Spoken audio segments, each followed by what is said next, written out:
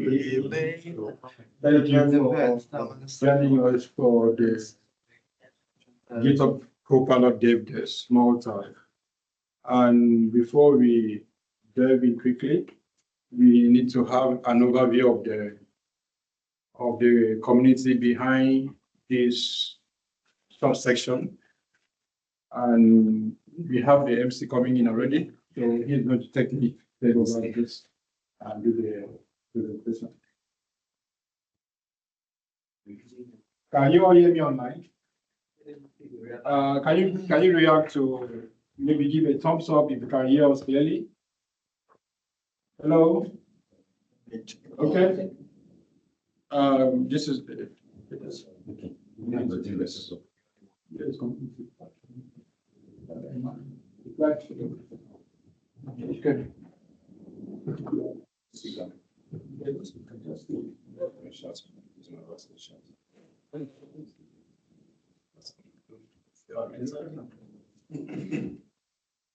Hello everyone. Apologies for being late a bit. I was caught up with something while I was coming. All right, so basically today's event, GitHub Copilot Dev Days, it's a time where we come to explore the particular feature where the GitHub Copilot plays a role. So we have 4 sections that we're going to go through today. Amongst the sections, will be taken through by our experts in the house.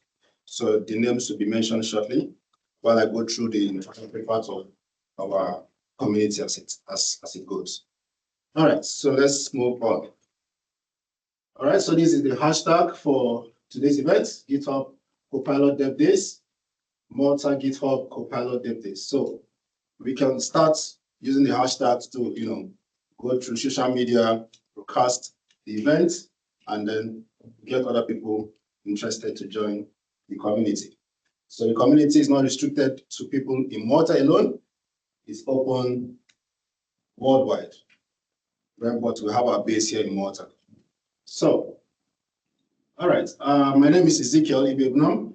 So I'll be running through the introductory part of introducing our community and what we offer and the technology that we focus on. Most obviously, we know what it is, AI. So, but there are other bits of other functionalities and components that comes together to fit into what our community stands for. All right. Okay. So our motto as a community is to learn, innovate, and build together as one community. So it's a case of we all collectively share impact, we all collectively share knowledge, regardless of wherever you may be or wherever you come from, because technology is universal. So it's not restricted to tech alone, but also awareness and driving adoption is also a key factor. So, about us as a community, Malta Resource AI User Group. It was founded on 17th February this year, so we are pretty much starting, okay? So, which makes it that we are, getting started with what AI has to offer. So, and that makes it more better for us to understand where we can stand, because most communities around AI just recently started, because AI is something that keeps evolving with some new features, new components, new other things that comes into play for AI. So Malta Microsoft AI User Group, we are a forward-looking technology community as it stands. So we look to empower professionals, students alike, and enthusiasts. So enthusiasts could be anybody, even if as a professional you're not even in the field of AI, but at least in some way, shape, or form, or in some capacity, you may have at least used AI. Either maybe even if it's to just prompt ChatGPT and you move ahead with that. So our focus areas are AI, artificial intelligence, cloud innovation, DevOps, and engineering and intelligent systems. So our vision is to be Malta's leading AI and cloud innovation community. Just to put it out there, though we're not the only AI community in Malta, but our vision is to at least be the top, so as to help our initiative to go through. And then, so it's open by default, which means that anybody can come in, join the community and participate. Practitioner-led, most of our leaders and the community members are usually technical, and in that way, we help our members to go through some hands-on workshops and all of that. And then ethical and inclusive. So AI comes with risk, and there are some factors which the frameworks around the EU, that is the EU AI Act, is putting some pressure in place to regulate AI. So we are abiding by the framework because we are in the All right, so our mission is to build an inclusive, high-impact tech community, to move on to hands-on workshops, technical sections, adopting AI across board, basically. So our 4 pillars, which we focus on, is to learn. Obviously, that's what we're here for today, at least to see what GitHub Copilot can do for us, and build, where we have hackathons, we share knowledge, and as well we connect and network with one another. So our technology focus as a community is Microsoft AI. Basically, we are more focused to Microsoft with solution cutting across Foundry, M365, Copilot Studio, and GitHub Copilot, which is the main focus of today. And then the Azure infrastructure, we run through application using the Azure core services across AI, DevOps, site reliability engineering, open source AI tools, infrastructure as a code, and AI security. What we offer, free, practical, community-driven training. You're not charged to be here, and there's no hidden fees from anywhere. So we offer workshops, tech talks like what we're having today, certification study groups. Just within the community as a member, we share insights on exams, and we share vouchers, not specifically from us, but there are instances where there are opportunity for vouchers, and then we share it across for members to participate and take advantage of. Mentorship. So we mentor our team, our members to drive adoption on AI or in AI. In areas where knowledge is needed, we try to build the forces together to impact. Hackathons, where we build real-world challenges, and community projects where we have open source collaboration. So the community team leaders, the team members or the team leaders who are behind today's event, as you can see, is being led by Imo Itok. He's here with us, and every other team community leader is here. And most of us, except for the 2 behind, Moses and Anemia, are not in Malta. They are not based in Malta, they are based in the UK. So, but they're joining us online. All right, so, Sorry. all right. Sorry. Apologies, let me just add to that. So for the community leadership, we are open to anyone. In fact, our target is to the real Maltese, the local Maltese. We want to get you to the leadership team. So it's not just, as you see us go back to the leadership, it's like this. If you see, we are all Blacks, but that does not mean it is limited to Black, no.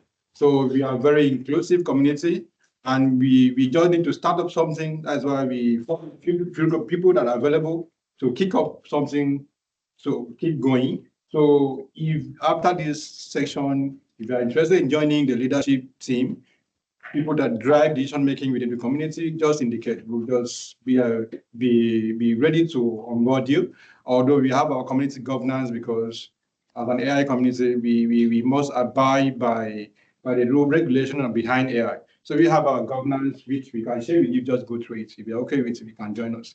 Thank you. Yes, that's actually right. So it's not Black-based community. Yeah. It's Malta-based community, because the reason why we are all Blacks here, because we initiated the idea of building up a community for AI with Microsoft, basically.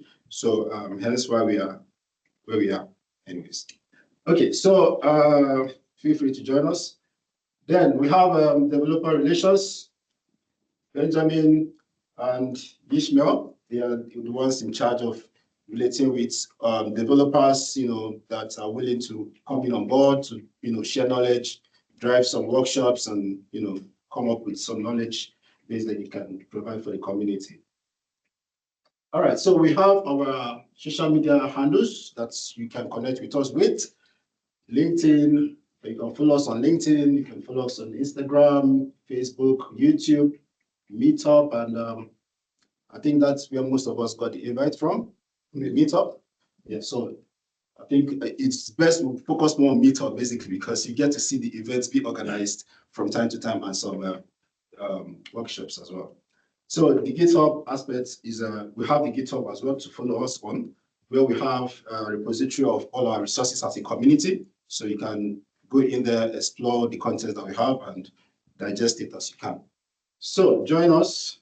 We are a community where we will learn, we innovate, and we build together. All right, I think that's it for me, because I just wanted to introduce the community. So I'm going to be ushering the first section. The one person who's going to take us is Emmanuel Itoje. So he's going to take us on GitHub Copilot Dev Days overview, and then drive the section from there. Thank you. Thank you so much. Thank you so much, Ezekiel. That wonderful purpose. And I want to use the opportunity to welcome everyone to this particular event. So this first session, basically, I'll be taking us through overview of what GitHub Copilot is. So my name is Emmanuel Itoje. I'm a security architect. For example, now GitHub, there was a time that developers had to just write the code from ground up by themselves. But today we have a solution called GitHub Copilot. So in our agenda today, we'll be looking at what is the evolution of GitHub Copilot like, and GitHub Copilot is available everywhere. Workspace specifics, demos, and also there'll be a question and answer. Now, if you look at the wave of the GitHub Copilot itself, so between 2001, 2021, and 2023, that's when we have what we call a pair programmer, meaning that when Microsoft introduced the solution, it was just to help with code completion, to help you to complete your code. Then over time, between 2024, Microsoft introduced beyond pair programming. So GitHub could do beyond just code completion. It can help you to write your code. It can also help you to complete your code and do other things. And from this year upward, Microsoft introduced during the last Microsoft Universe, when they talk about evolution of GitHub Copilot into becoming working with you directly, doing beyond just code completion for you, doing beyond just writing the code for you. It can also help you to analyze the solution. Now, one GitHub Copilot everywhere you code. What does this mean? Today now, what happened is that a key thing is that with GitHub Copilot, you can code everywhere.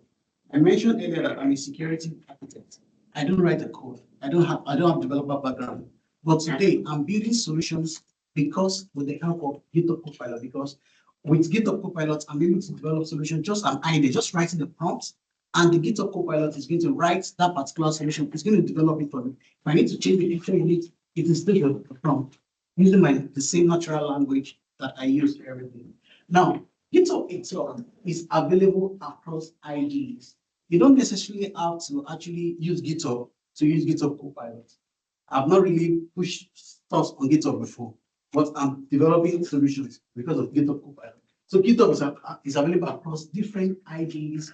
When you're using maybe Java, you're using different IDEs like JetBrains, Eclipse, Vim, Vector Studio. GitHub Copilot is available for you. Even within the VS Code itself, GitHub Copilot is available there.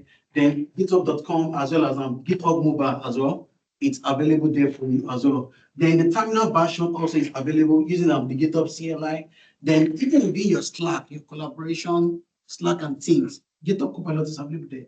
Then for Azure DevOps and Azure Boards is also available. It can be integrated with your Jira, your Azure Board, and some other solutions. So we see some of our other speakers talking about some of these other solutions in details. Now, one of the things that GitHub Copilot is leveraging on is the latest model access.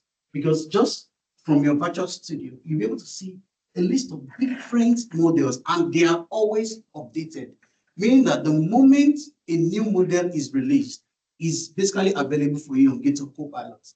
So models across from Anthropic, you have the cloud. This slide is actually not updated. It's cloud opens 4.7 now. So which is actually the latest from Anthropic, and it's very fantastic. There's OpenAI Gemini 5, and there's Microsoft is also introducing GPT 5.5 also too now, and it's already available with GitHub.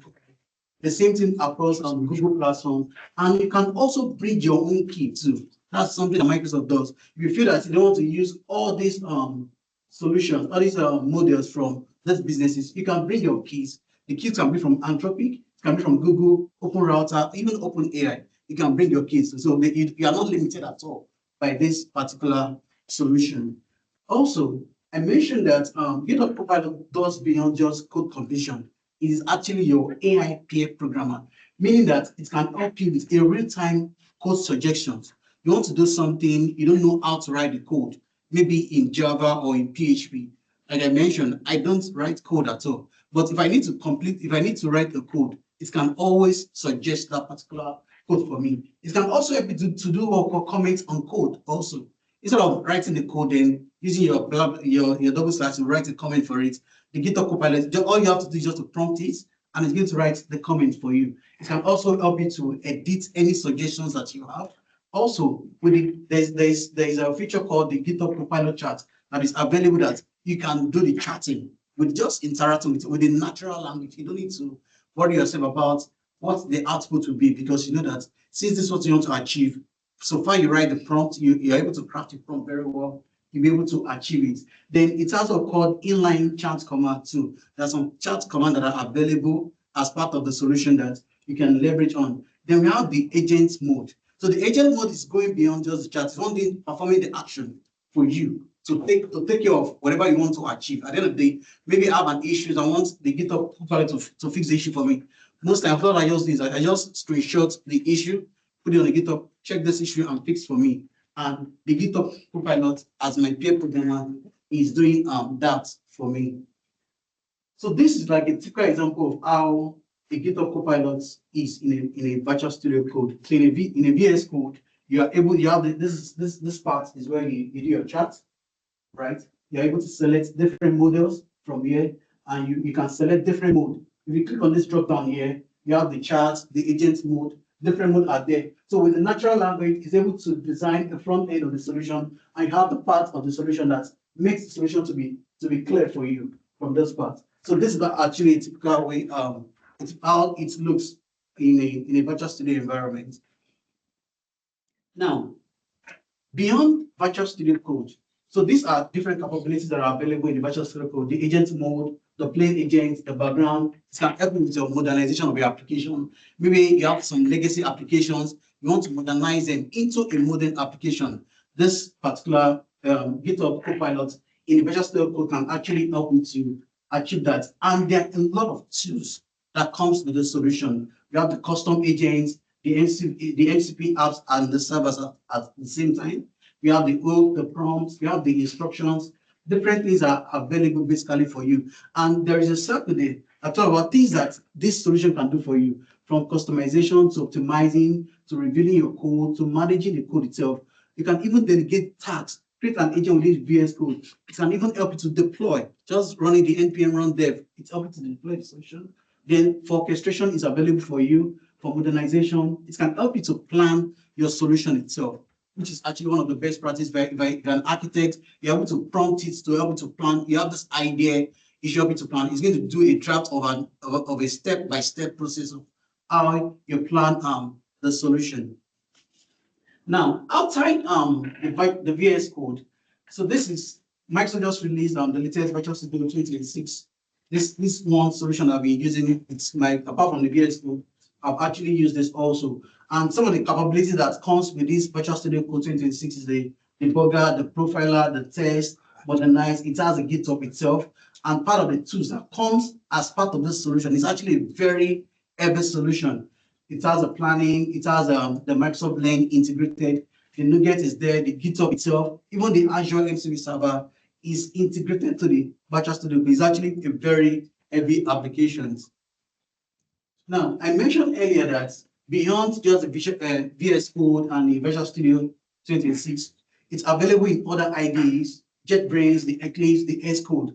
And these are some of the core features that this GitHub Copilot comes with it. So for the core features, you have the code completions, suggest the next thing for you. Then you have the agent mode, you have the acts mode. So the XP is very, very important for the orchestration. Then code review is part of it. Then the advanced capability talk about custom agents, meaning that within your IDEs, you can also create custom agents to handle particular tasks. So maybe you're an architect, you build things around architectural diagram. You can create a custom agent and train the agent that this is what your work should be. And you select the agent, and the agent will follow that particular topic that you have assigned to it.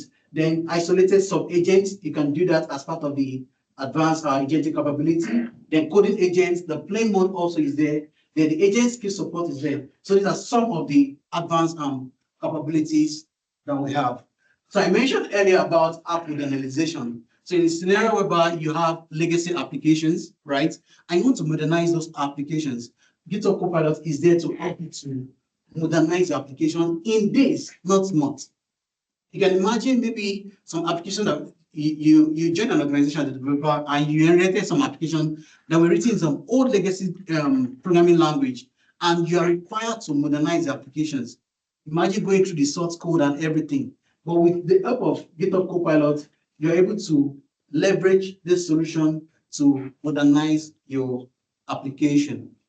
Then these other cool features that I like to is going to be demoed to us today by one of our speakers, talking about the GitHub CLI, which is actually your AI terminal companion. So for some of us that like to work on the terminal, for example, now this is one cool feature that I like, because the terminal command, you're able to use a terminal command with a GitHub Copilot within the terminal itself. So this is another cool features that we have. So for the CLI terminal completion, so this is an example of how this looks like. So you're working with the GitHub Copilot there. So it's able to help you to do any installation you want to do. It's able to help you to work seamlessly on your terminal, and you're able to achieve. So it's actually very easy to install. Typing is very easy on it on the terminal. We're going to see that demo that one of our speakers is going to share with us. And another important thing is you can assign GitHub background tags in the cloud on the GitHub itself. So from within the GitHub terminal, you can say, okay, this task, this is what I'm trying to fix. Can you assign these tags to me on the GitHub? And it's going to go to your GitHub to create the tags and assign the tags to you. Another cool features that the solution has. So like, for example, now, so for this, there's an open task for these users, allow users to put inside time. So from either from the terminal or from the GitHub chat itself, you can create the tags, and the tags will be assigned to you. So far, it is integrated to your GitHub organization. Then GitHub mobile too. So beyond just maybe you're the type you don't like to carry your laptop everywhere. You like to work on your iPad, your mobile phone, for example. Now. So there is a GitHub mobile that is available to you on the go. And things that you can do on your laptop, you can also do there too, because you're signed basically with the same account, and as a result, you're able to do that also. So you work directly from your GitHub mobile. You can assign an issue to it, you can ask it to review a pull request from your mobile, and even create a new project all from your mobile phone. So these are how the GitHub mobile looks like. So you have issues, you have the pull request, discussions can be happening, you can create a project, you can see different repositories, the organizations that you've created, and you can even steer favorite some of your organizations. Now, your GitHub subscription is also available everywhere. So from github.com, you can use it there. From your VS Code I showed earlier, Virtual Studio, Open Code set, even the OpenAI code that is in the Virtual Studio, you can use that as well. For SQL Server management too. So for those that are into data, they use SQL a lot. So Microsoft has also integrated that into your SQL Server, your Realcast, and so much more. It is available for us there. So basically, GitHub Copilot can help you with everything that you can think of. Just think about the idea, it can help you with it. It has been fantastic. I've been using the solutions. So from design to architecture to planning to refactoring to migrating to coding to even helping you to do your research as well as testing, even to documentation and fixing bugs for you. It can help you with everything. So far you can think about it. Now we have another part of it, which is our GitHub SDK, which is actually agents for every application. So if you are the type that use SDK a lot, this particular solution is also available for you in the SDK. So this is like an experience there. So there is the user has track a prompt there and is leveraging on the GitHub SDK to build a solution for him. So it's using the model thing that open and is able to actually put that for him. I see the experience there. Yeah. So that's something you can actually do with it. This on the Reddit itself.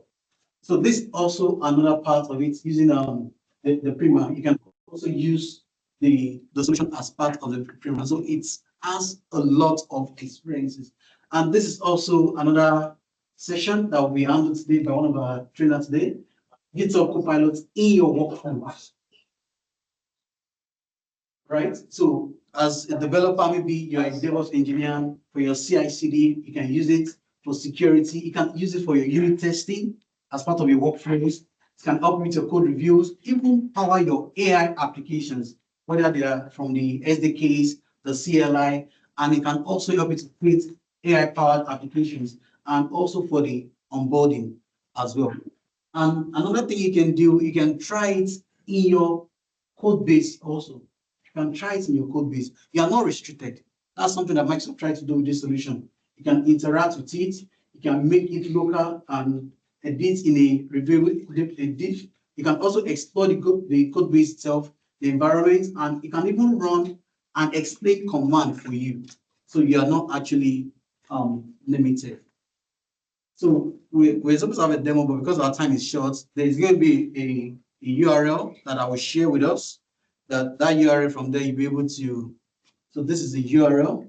You can scan this. So it will take you to our community GitHub page organization where the demo is posted. So on your free time, you can go through a demo. There are steps there for you to actually leverage on. So I don't know if there are questions. So right now, you think about it. This is a stripe pack which you can scan the code, scan the QR code now, and enter into the pro. Okay, this is postcode for the demo. The ravel for you to win the GitHub Copilot. So Microsoft is giving people that join the event GitHub Copilot Pro. Yeah, you can scan this. So fill out the form and benefit. Then go back to the okay. When they all done. This one is for our demo. We have built some demo packs that are there on the GitHub our GitHub page where you can participate. And good enough, we have some items which if anyone here with a laptop can maybe grab this, I'm able to build something, even if you are not able to complete, but at least we have a commit on our GitHub repository. You'll be able to have this as a gift. So we don't have much. Then also, can you go back? Have you all scanned the code for this one? Yeah. So we also have some stickers which will be shared around. And the other half is cut, but these are premium. If you have to do that, it's so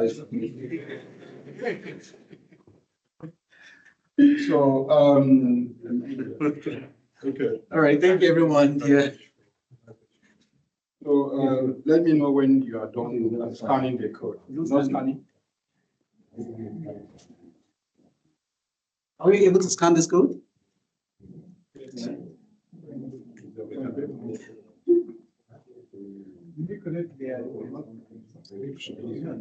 Okay.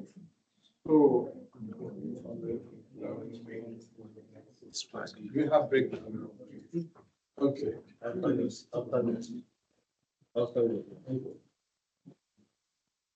So we are done scanning the code, right? So we are quickly going to have 10 minutes short break. After we will have the next section. Thank you. We have some snacks outside, and there is tea, there is a coffee, there's a lot for you to enjoy.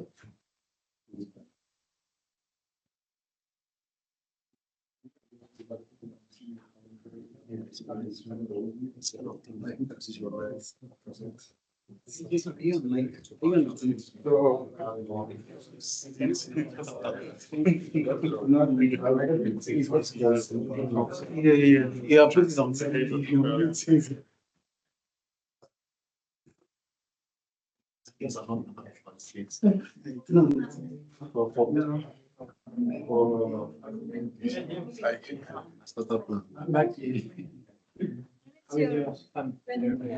Good evening. Yeah. Swags back.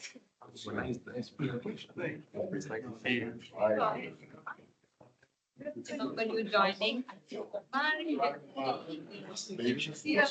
Extremely famous, actually.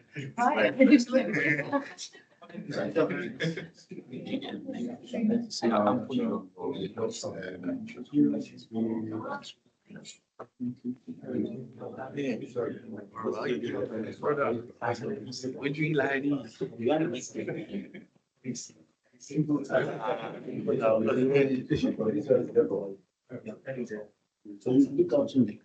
yeah, I think it was the most frustration everything.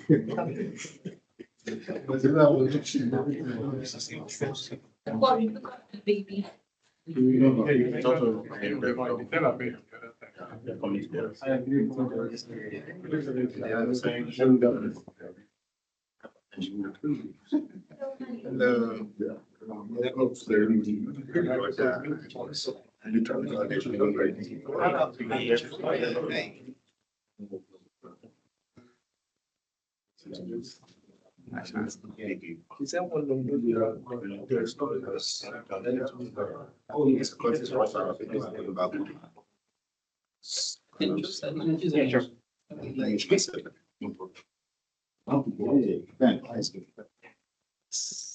How are you? Fine. Well, thank you.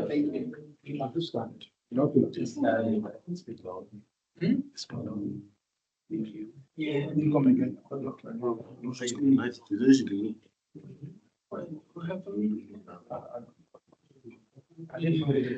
No bad, no bad.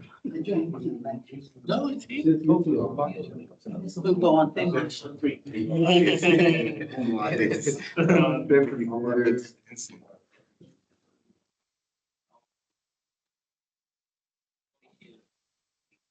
been a long time.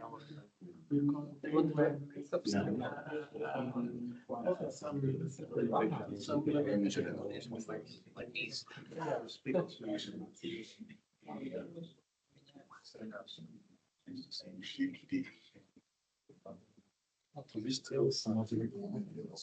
When is it? Comprehensive holiday. Thursday. Thursday, yeah. Next week, Tuesday, Thursday. Nice, nice to see you. Nice to see you. Nice.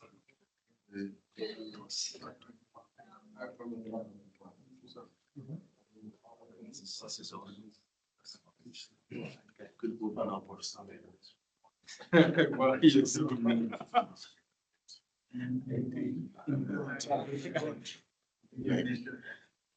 I've been thinking like 10. So, how much time? Actually, this one I'm free.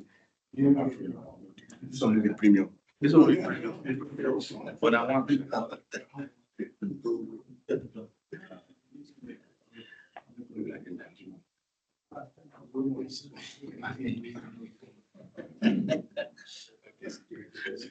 What is?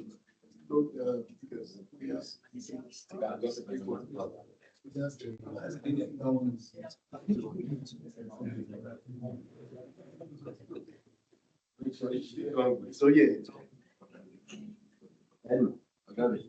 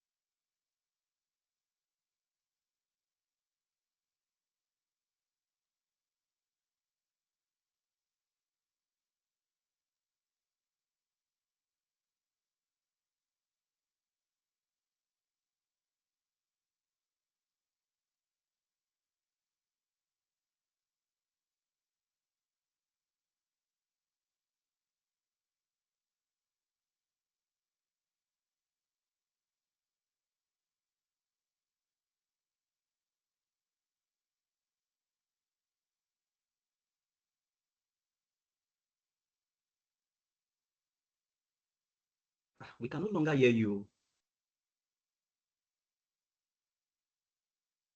The online people were using. Can you all hear me now, please? Okay. So this combination will give you a fantastic experience. Right now, you have some capabilities that are available for every task you want to do on Visual Studio Code. Always plan your tasks. There's no two ways about it. Of course, when we want to build solutions, we start from solution design planning first. You don't just jump and do. The same thing applicable to AI, and we all know the risk.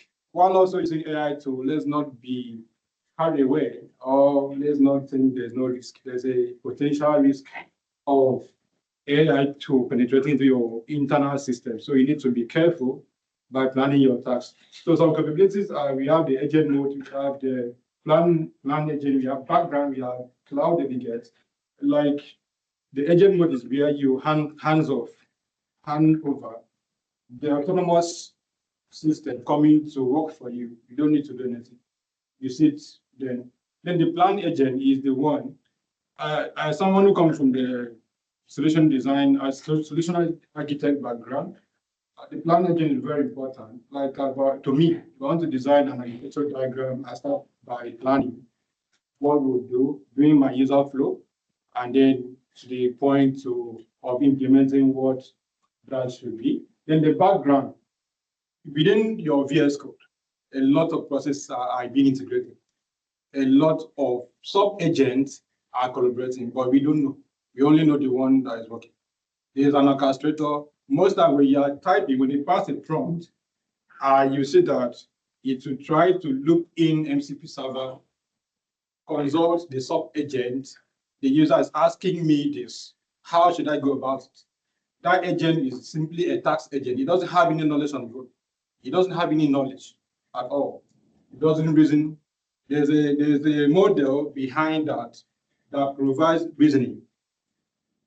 And that's what the task agent will ask. The user is asking me this, what should I tell the user? Observe when you pass a prompt, you say that. So the cloud delegates, like in my own VS Code personally, I have about, I can work with 5 repositories at the same time. 2 can stay local. 3 can be in the cloud. And with the advent of GitHub Copilot CLI, it makes it better. I am no longer dragging my own terminal with GitHub Copilot. The background, the GitHub Copilot CLI is integrated right within the chat interface of your GitHub Copilot. So you don't need to go to your terminal and work. No, you can deliver your work in your local repository in your own terminal, while you also handle the cloud repository in his own terminal. So that's very intelligent. And modernization, okay, like for instance, this is a real world experience that I have had. I've had a code base of over 9 years. 9 years of code base built with Java Spring Boot, very old. So, when you want to bring up a developer who wants to refactor such code base, you're going to pay a lot. But with GitHub Copilot, I think it took me like 5 days to just refactor everything. I was able to deploy a modern application built on Spring Boot, Java family. Anybody that uses Java here knows how heavy Java is. How many of us are Java developers? Okay. So we know how heavy it is. Not heavy. Can you confirm that? Java, since it's not running natively on the hardware, it's being in, you have the Java virtual machine, it can be intensive, yes. Okay. So now that was what you did. Then parallel agents. These are like agents that trigger some automation workflow, pull tool anywhere and come to your agent that is working with you. Then custom tools, we have custom agents that you can bring your own. The new acronym is bring your own AI. BYOI. Right. Bring your own AI. So MCP apps and servers. Microsoft, as we speak, has 28 MCP servers. 28 MCP servers. You can Google it if I'm wrong. If you Google it, it's the same thing. I'll go with the gift. Yes, I'll go with the gift. I want the gift. So now MCP servers, right? You can build your custom MCP server. Yes. I actually worked on one, built, then integrate Microsoft MCP servers to it. So one MCP server is called Microsoft MCP server. I didn't need to if you want to call Power Platform, for those of you who work on Power Platform MCP server, I don't think there's any MCP server like that. And Microsoft has Dataverse Power MCP server anyway, because Power Platform sits on Dataverse. So now the servers and all that. What is this MCP servers? There's Power Platform, Power Apps, MCP. Power Apps. Yeah. None. No, Dataverse. No, there's Dataverse separate. There's Power Apps currently. Okay. But it's in preview. Okay. One more call I should have. The good news is also that Microsoft, GitHub is working tirelessly to bring up a new app. We have Cloud Code app, desktop app. So very soon we're going to also have fully automated agentic IDE powered by GitHub. Very soon. Then another one is also that MCP server, yes, because we are not just working within the AI, we are working, how can we now integrate, automate what we have? If you have the MCP server, then what does it actually do? What does it do? That is one thing we need to understand. The importance of MCP servers is you having you build a house, you have a gate, people that comes in, you vet them, you check them. Are they safe to enter into you? So as individual works in an enterprise, how is the data being treated? There should be a gated way of AI agent penetrating into your data. And that's what the work of MCP server. And is the MCP server, for those of us who are not familiar with it, MCP stands for Model Context Protocol. It was developed by Anthropic some few years, not just, I'm not sure it's up to 2 years or 3 years. Okay, so now skills and hooks prompts. Skills. Your agent is like human being. He needs skill to be able to function well. And agent can develop its own skill by learning on your own prompt. If then you use agents, it makes it perfect. Well, it can read through whatever you have and still perform better. So that is skill. Then the hooks is that it can hook itself to an API. Even the MCP server can also come in there. Then of course the almighty prompt that we are all learning how to be prompt engineers. Prompt engineering is a very good skill set right now. It's selling top notch. Then instructions. Instructions are what you ask the agent to do. For those of you who have used a Docker file to write, to deploy an image, for those of us that are new, Docker is a container thing. So when you write a Docker file, you're passing instruction on how Docker should build your own image. So the instruction you have can also be classified as that. Then agent.md. Once you have the agent.md file, it automatically creates map a kind of agent, a new plan agent within your chat interface. I'm going to show us that. The powers of, again, like I spoke about it there, integrated browser. Right now, if you work with GitHub Copilot and you're testing a particular endpoint, it will automatically open up an in-browser within your VS Code. And you don't need to leave that place to go and use your browser externally. So Cloud and Codex are fully integrated, powered by Anthropic and OpenAI. Then the lifecycle management of all this, what can do for you is that you can do those build tests and all that. And for you to test, within your VS Code, you can just do /unit test. It will test the code best. And for you don't need to okay, John Lowe. Yes, so you mentioned prompt engineering. Recently online, I saw an article by Anthropic, and they're pushing forward a definition called context engineering. So how do you think this differs from the original prompt engineering approach, and how do you think it will affect the behavior of tools such as GitHub Copilot? Context engineering is more granular. Prompt is generic. So what Anthropic is trying to do, they are trying to, because most time your AI agent keep on hallucinating. But context engineering will be more exactly what agent is supposed to do. So agent will not have the time to go about picking junks. Even most time, if you use Copilot, GitHub Copilot to write your code, check very well. There might be some copyright code that he picks and goes for. So that is why human review is important. So context engineering will solve that problem. And that is not going to have any impact, negative impact on GitHub Copilot. Instead, it will improve it. It's not going to have any negative impact. So it builds further on prompt engineering with Additional context that makes. So now let's move to code. Then agent mode. This is when you hands off your work to agent. An agent undergoes a lot of multi-step processes.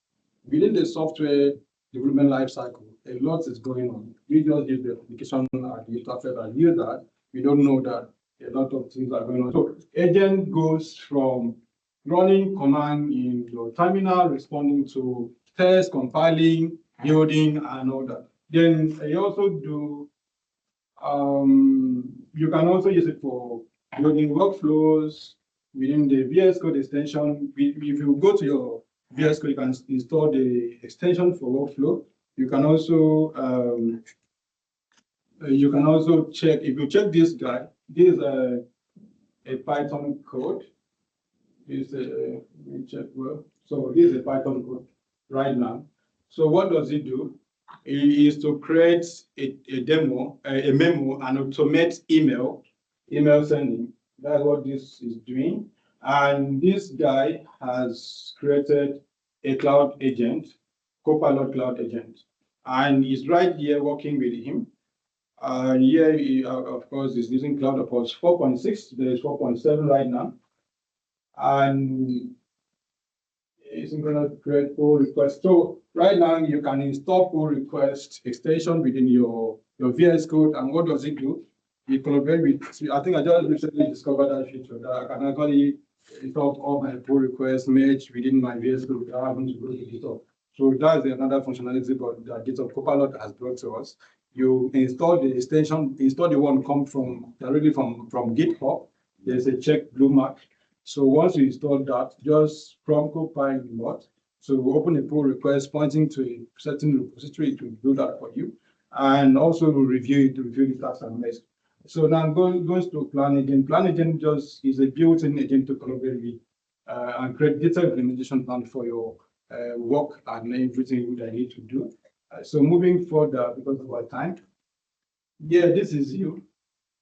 Main agent context. The main agent now is known as the orchestrator. What it does is to distribute tasks to sub-agent 1, 2. This is you. So when you send a complex task, it goes to the main agent. The main agent receives this and analyze which of these agents has specialty.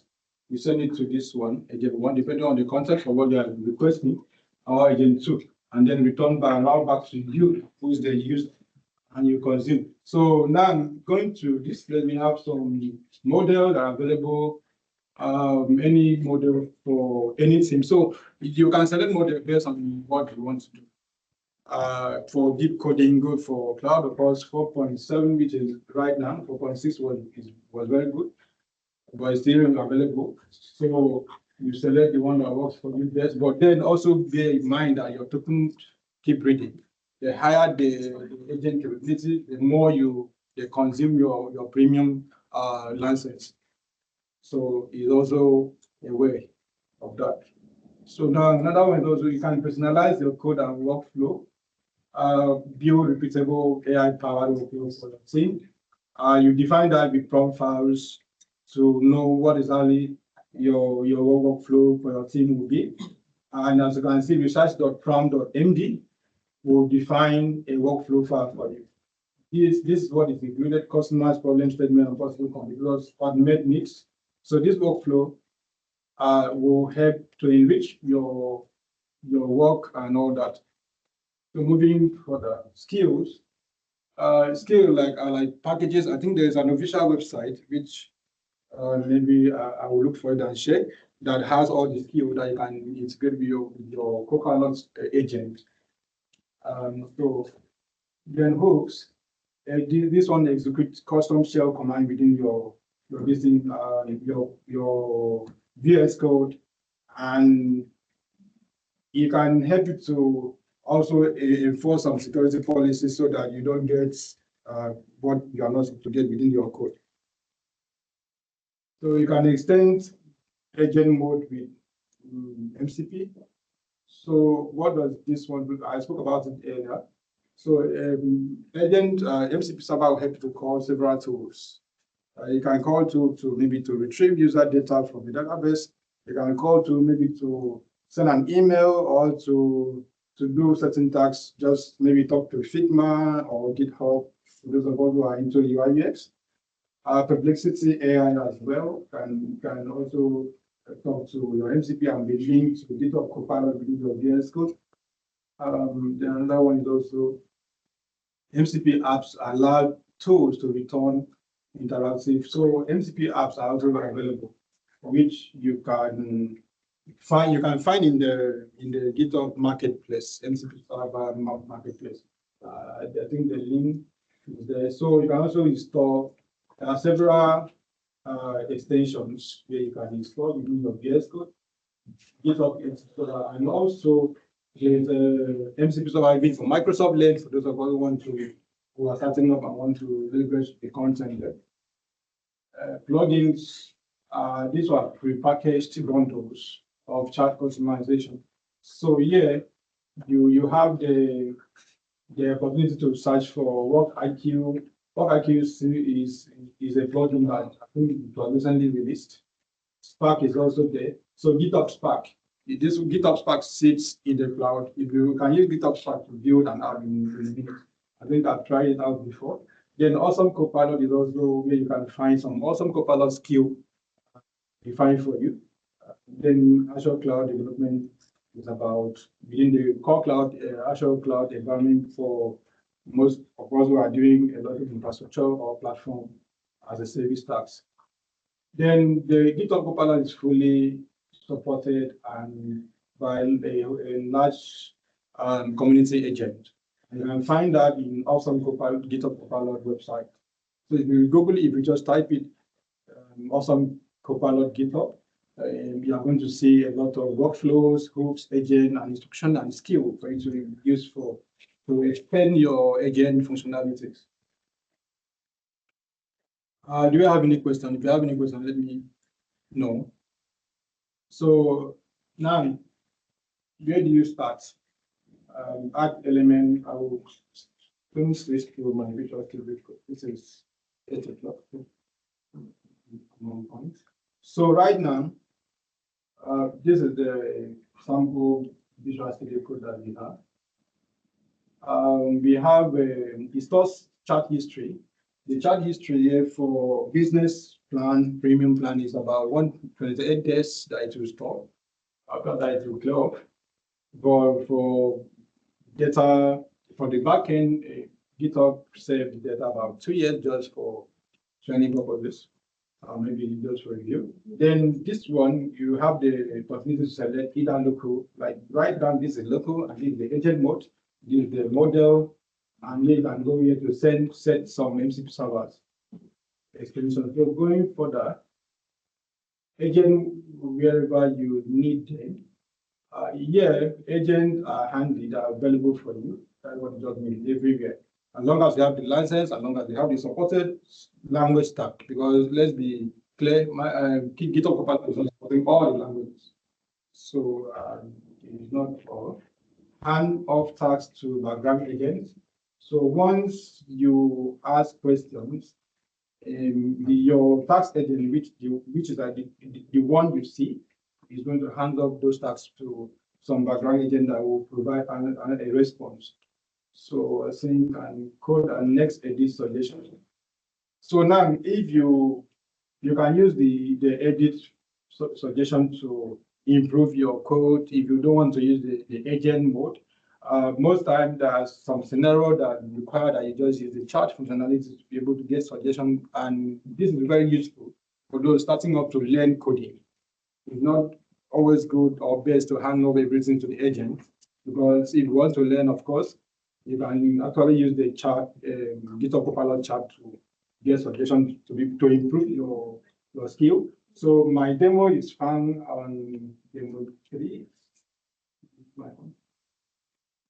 So you can scan this code and then go to the demo page. At your self pace, at your own time, you can learn how to build this. So let me see. Okay, now also this is for the swipe packs. We can take to be get the GitHub Copilot Pro for 1 year and scan the code. So thank you, but let's go to let's go a bit to Visual Studio Code. So it can show us what we need to just do.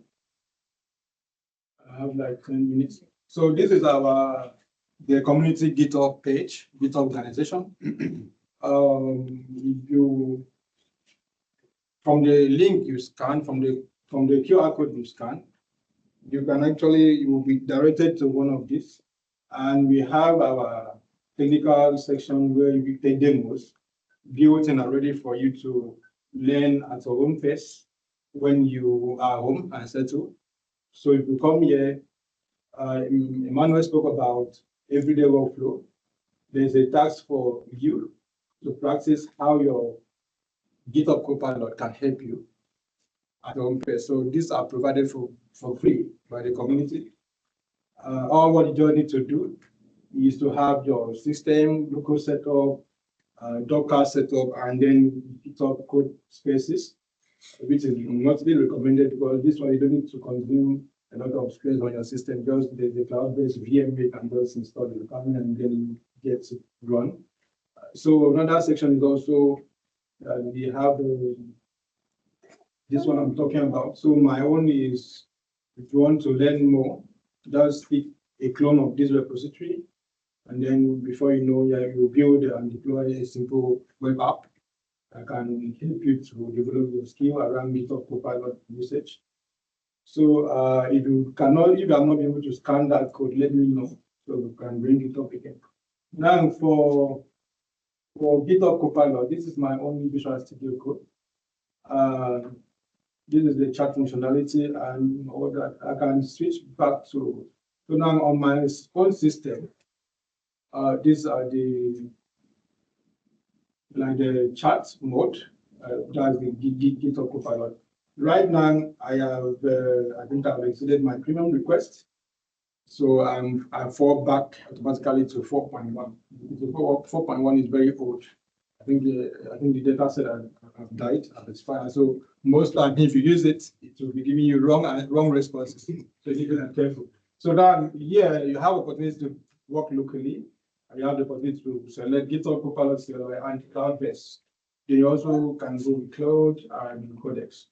So okay, so this is what you can get here. So I want to show us one thing that you need to do. Here, when you want to do you want to plan your work. So yeah, this is my own folder right now. So I can come here within my folder, create a folder called .github folder, then create another folder called agents within this folder. This is how I plan my own work while working with the GitHub Copilot. So right here, I say, okay, I want to build an architectural design for deploying a paid application, web application on Azure or any cloud. It could be AWS or GCP for those of you, Google Cloud. So here I will say, I'll call this document architecture design planner. I can call it like that. Planner.md. So right here, if you observe, it comes into this place. Apologies, my request has finished, but then we can still do something. So what did I put there? It's not here. Okay, don't worry, let me see. So I have my architectural design planner. So I will come to this guy and ask him, go through more folder. So your prompt must be very specific. One of the features about for you getting the best out of it, your prompt must be short, smart in nature, and straight to point. There's no point writing or going about. So go to more folder and update the architecture design dash plan dot md file. Designer. Is it designer that I use there? Yes, he's designer. Okay. So it's a designer.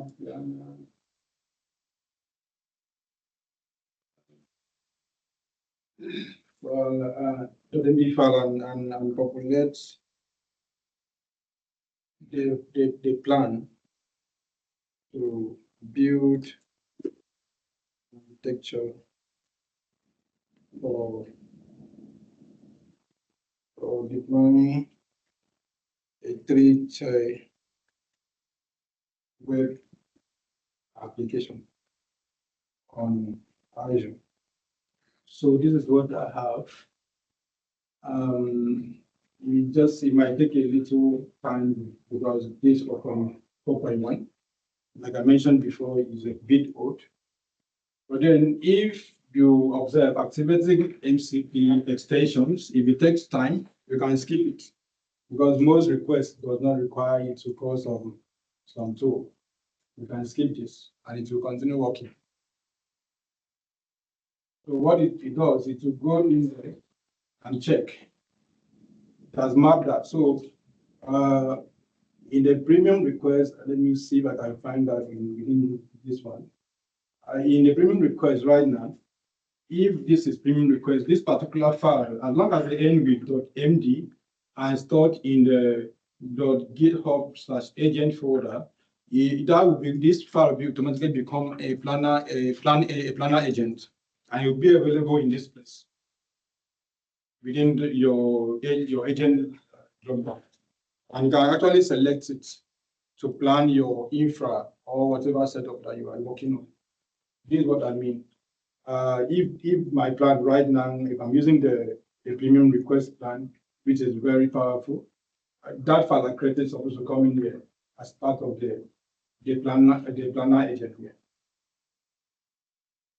So now the GitHub Copilot has populated that file with a plan. I need to reduce let me close this out. So as populate it, and you and I know that when we're doing things manually, writing this document will take someone averagely 2 days. Writing a standard design, the architectural design requirement document, it will take you approximately 2 days, and that is time consuming. So now the time is set, and you are able to get what you want. I'm just checking if that will enter yet. So it's not yet. Now, these are like other agents that are here that collaborate with you. We can see data analyst, expert, Azure Code optimizer, optimized agent, and all that. So you can select any one based on what you want to run. I want to deploy an app maybe to Azure. Just take the deploy to Azure. Right now, let's try from /command here. I think my time is. So yeah. These are some of the things that I want Copilot to do for me. Compact, explain, fix, new notebook. Yeah, I can set up any of this plan, any of these things. If I say, okay, I want to explain, and so okay, explain the document that I just created now, that file I just created now. I can just, if I want to do unit tests, I can just use the test. This is a test for my code. And do test. So once I do that, it depends on the test. So there are a lot of features by using the / and by also even using the hash sign on your keyboard. You get a lot of stuff for you to enrich your agent experience. Here we have agent, we have the active pull request. What does it do? It connects to your GitHub repository and show you active pull request that needs to be addressed. So there are a lot you can do here. And also I want to give my feedback to GitHub. Maybe to improve this, I can just simply add /feedback, and this one will go straight and provide feedback for them to use it and improve this tool. So that's it for my section. Like I mentioned, please catch up with what we have, with the content we have here. Consume it at your pace. But anyone that can build today will go home with this gift. You can build before 10 p.m. Have this and the first cup. So thank you very much for your time.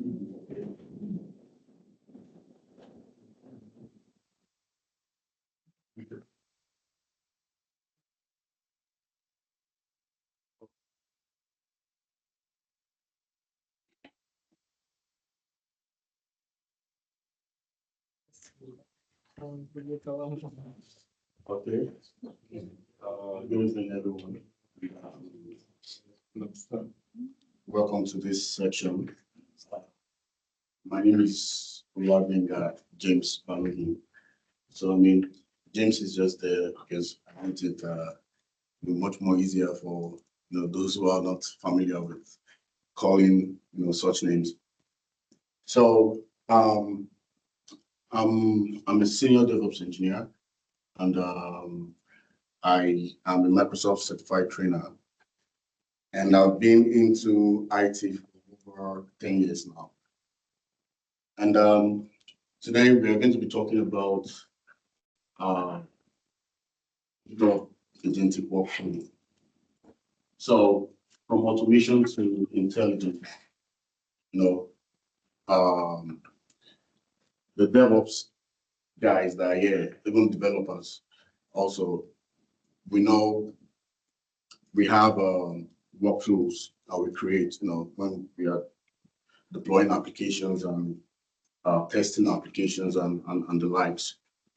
So when it comes to automation, right, as of then, it was really good because you can literally just, create some steps for your, to build, to test, and to deploy your applications.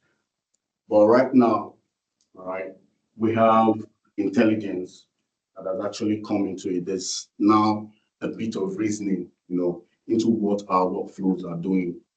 So we have AI, right, which is literally integrated into it to make it more efficient and much more, easy in completing our daily tasks, our repeated tasks. Now, from there, we go to GitHub agentic workflow in itself, right?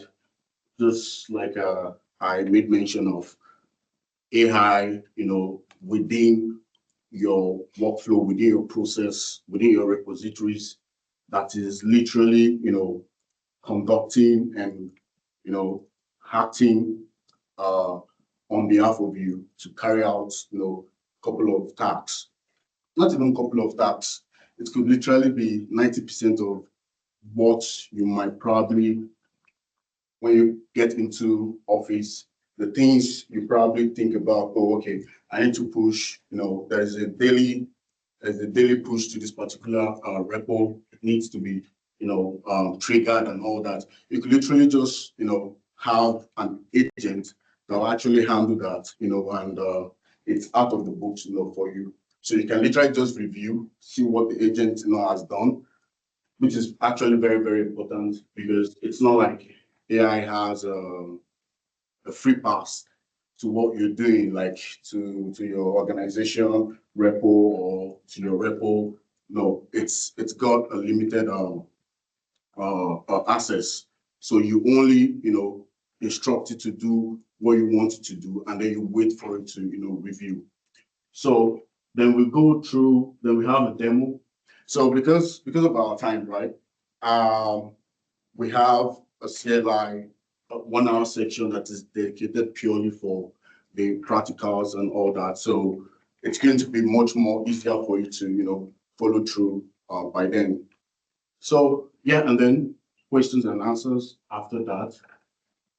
So from automation to intelligence, as you can see, the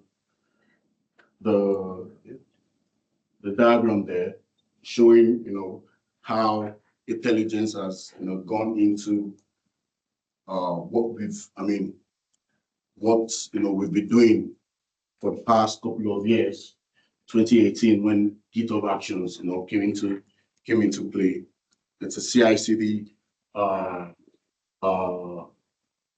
process, right? It's builds your application and deploys.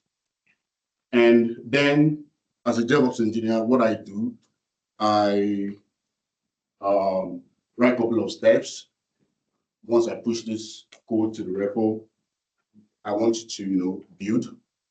I want you to also test, and then I want you to deploy to the target environment.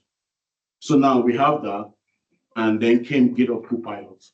So before GitHub Copilot, right, for the developers in the house, and even, the DevOps engineers, because of course we write scripts a lot.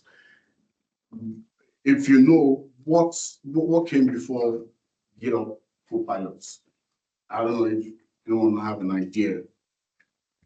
What came before GitHub Copilot? Well, if I literally mentioned, you'd be like, oh, okay. So, no. Well, sorry? DevOps settings, right? No. We have DevOps settings. No. It came before GitHub. Yeah. So, intelligence for the developers. Intelligence. So, it's what does intelligence do? It helps you complete, your lines of code. Not even lines of code. It is Correct your mistake. yeah, maybe you want to type a particular function or a variable you probably you've named earlier. So now it's not, of course, that there's no much intelligence into it. Of course, you can say it's intelligent, but there's not much intelligence into it. And then GitHub Copilot came, and it's powered by OpenAI Codex model. Yeah, it's powered by OpenAI's Codex model, and of course, it's trained with billions of lines of codes, right, in public repositories. And over time, we now have an assistant, right, that can literally, based off of what you're coding, if you start a function, it literally understands what you want to do, and you can complete that particular function, right, without, in a twinkling of an eye, without stressing so much into completing the functions and all that. We have an assistant that can now, based on your comments, it can, go on to suggest, complete everything, for you. So that was GitHub Copilot. And then more intelligence came into it, and we have GitHub Copilot coding agents. So now we have an agent that is now, that has a whole lot of reasoning, okay? So it's got an AI behind it, right? That now not only completing your functions, it can literally go through folders, right? It can go through folders it can look through multiple files, right? And create create folders and files and run functions, run if there's a failure, right? If you probably run, so for example, a pipeline and it fails, it can debug and keep trying till it gets a solution. So that was GitHub Copilot coding agent, which is literally very good. I mean, it's literally still in place now, right? And then we came into GitHub agentic workflows, which is the height of the intelligence for now. And these are literally agents that works within your repositories, right? So just like they are agents, as we are here, let's assume I'm the boss here, right? I can literally just assign tasks to everyone, right? Maybe tasks that I do on the normal day. You understand? I can literally just say, okay, I want to assign these tasks. So you guys are the agents. And of course, I put in place some guardrails, right? When I assign the tasks to you, I don't want you to go ahead to maybe, okay, you have a solution, don't apply it yet. Wait for my feedback, wait for my review, okay? I'm going to review. And the funny thing is, you can actually have a different agent that can even serve as, okay, I want you to go through all of the solutions that have been, brought forward by these agents and review, and then tell me, which one is fine, which one you can table to me, okay? So, I mean, it's beyond, right now, it's beyond our imaginations in terms of, as a DevOps engineer, what I can do with pipeline, with my workflows, right? With scripting, okay? It's way beyond our imaginations. So now, this is agentic workflows, literally. So this is the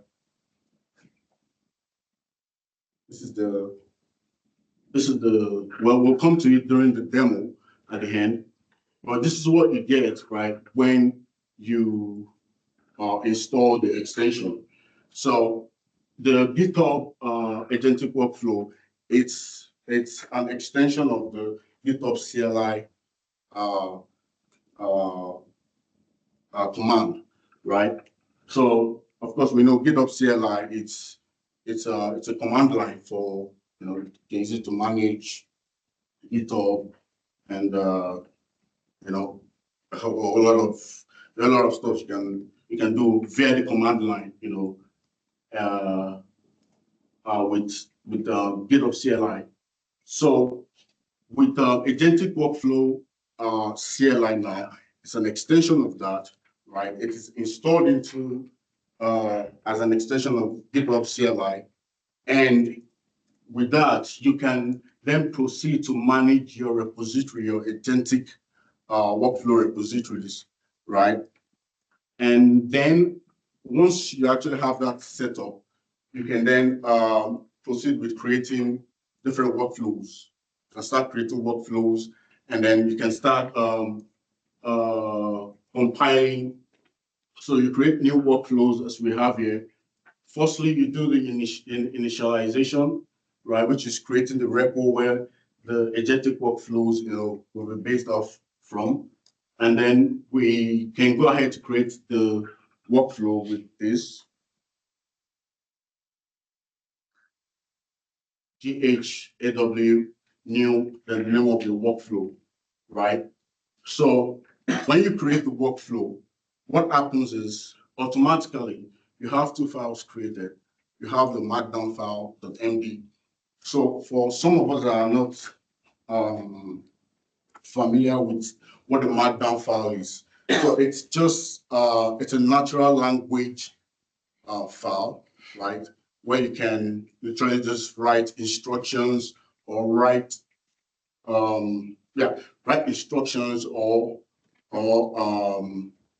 demonstrations, based off of a particular process, right? So it can be an architecture, and then you're just trying to like summarize it, right? And then you can have a markdown file .md. So for example, my markdown.md, that's the extension, and then just summarize, describe what you have in the architecture. Okay, that was the markdown file is. So once you create a new workflow, it creates the markdown file, which is a natural language, which you can actually type in plain English, right, for the agents. So you don't need to know or write commands or codes. You just need to write in plain English. I need you to do this. I need you to look into my repo. There's an issue. I need you to look into the issues that are currently in the repository. I need you to analyze this log. There's a field pipeline. I need you to look at it. I need you to resolve, those plain English like that. So now, once you have a new workflow created, what you do next, because it's a markdown file, you need to compile into YAML, because of course, GitHub Actions does not understand markdown files. It only understands YAML, right? So because you would still need to run. For those of us that are joining, YAML, for the people starting, YAML means yet another markdown language. Yeah, yet another markup language. Yeah, very funny. Very funny. So it's very funny. Yeah. YAML. So I mean, it's a file that is literally majorly for scripting, right? So now, because GitHub Actions only understands the YAML, extension, so you have to compile what you've written in plain English, which is in the markdown file. You have to compile that to a YAML file before GitHub Action can, hack on that, and then, runs the workflow. Then, yeah, you can. So at this point, right, you can also work manually from GitHub, right, to trigger the workflow. Once you're done, you of course you commit, you had the markdown and the converted YAML file. You push those to your repo, and then you commit. You commit, and then you push those to your repo. And once you have that, you can decide to trigger that manually, right? But you can go ahead to just run this command, right, to run the workflow. So what this does then is to automatically GitHub agentic workflow. What it does is it's then commits those files, push them, and then triggers the button to run those workflows in your GitHub repository. So then to get the logs, of course, if there's a field pipeline, not necessarily field pipeline, it could be maybe we do run pipelines that it's going to be successful, but there is maybe probably there's a particular, should I say, what was it called? I mean, you could be using an extension that is, outdated, or you could be, trying to use some functions that are not right? You see warnings or sometimes even errors, but that does not cause the pipeline to fail, because it works regardless, right? So you could still run this command, right? Logs your workflow just for the agent to look through and suggest possible fix for you. So in a situation where you're using maybe outdated functions, or you're using outdated tags, agentic workflows can suggest a solution for you, probably to upgrade to a new version, and and you can literally just have that, done. And even another agent can actually take that into consideration, or the same agent go ahead to upgrade that particular extension. So yeah, and also, of course, to audit a particular run ID, that's the workflow, that has been triggered. So you can audit that, you can have that, as an information, for you to go through. So next we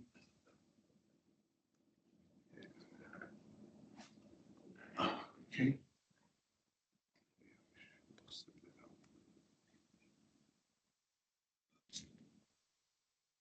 Okay, so is just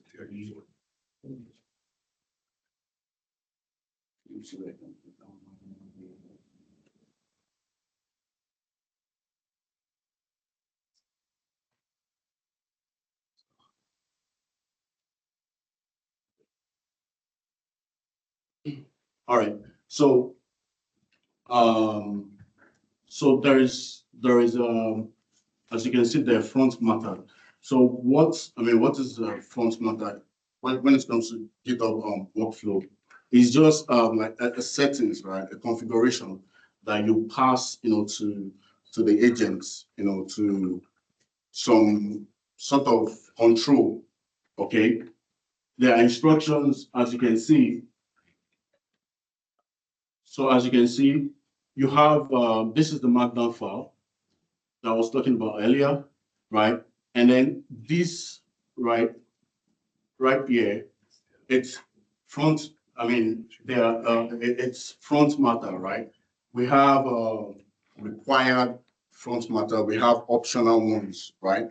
So the optional ones are not the ones that you necessarily need to pass. Okay, they're the ones that you don't necessarily need to pass, except if based off of So I just have a contribution there for your proper production environment. Most time that permission there shouldn't be set to all. Yeah, of course. Like I said earlier, you don't give a high control, to everything, right? You need to set, boundaries. Okay, so front matter, right? All of these instructions you pass to the agents, right? That's if you so there's a link which at the end of the video I can actually forward that. I can actually we can go through that link. There you have the front matter. You have a list of configurations, both the important and the optional ones. Okay, that you can set within your Markdown file. So for this is what actually wakes up the agents. This is what actually instructs that starts the whole process. Okay, so when you set this right, and you can see this is giving an instruction on issues. So literally that means in your repository, if you've got issues, for those of us who are familiar working with GitHub, every now and then you see issues that you go to your repo, you pick, you look into those issues or issues that are assigned to you, to look, into.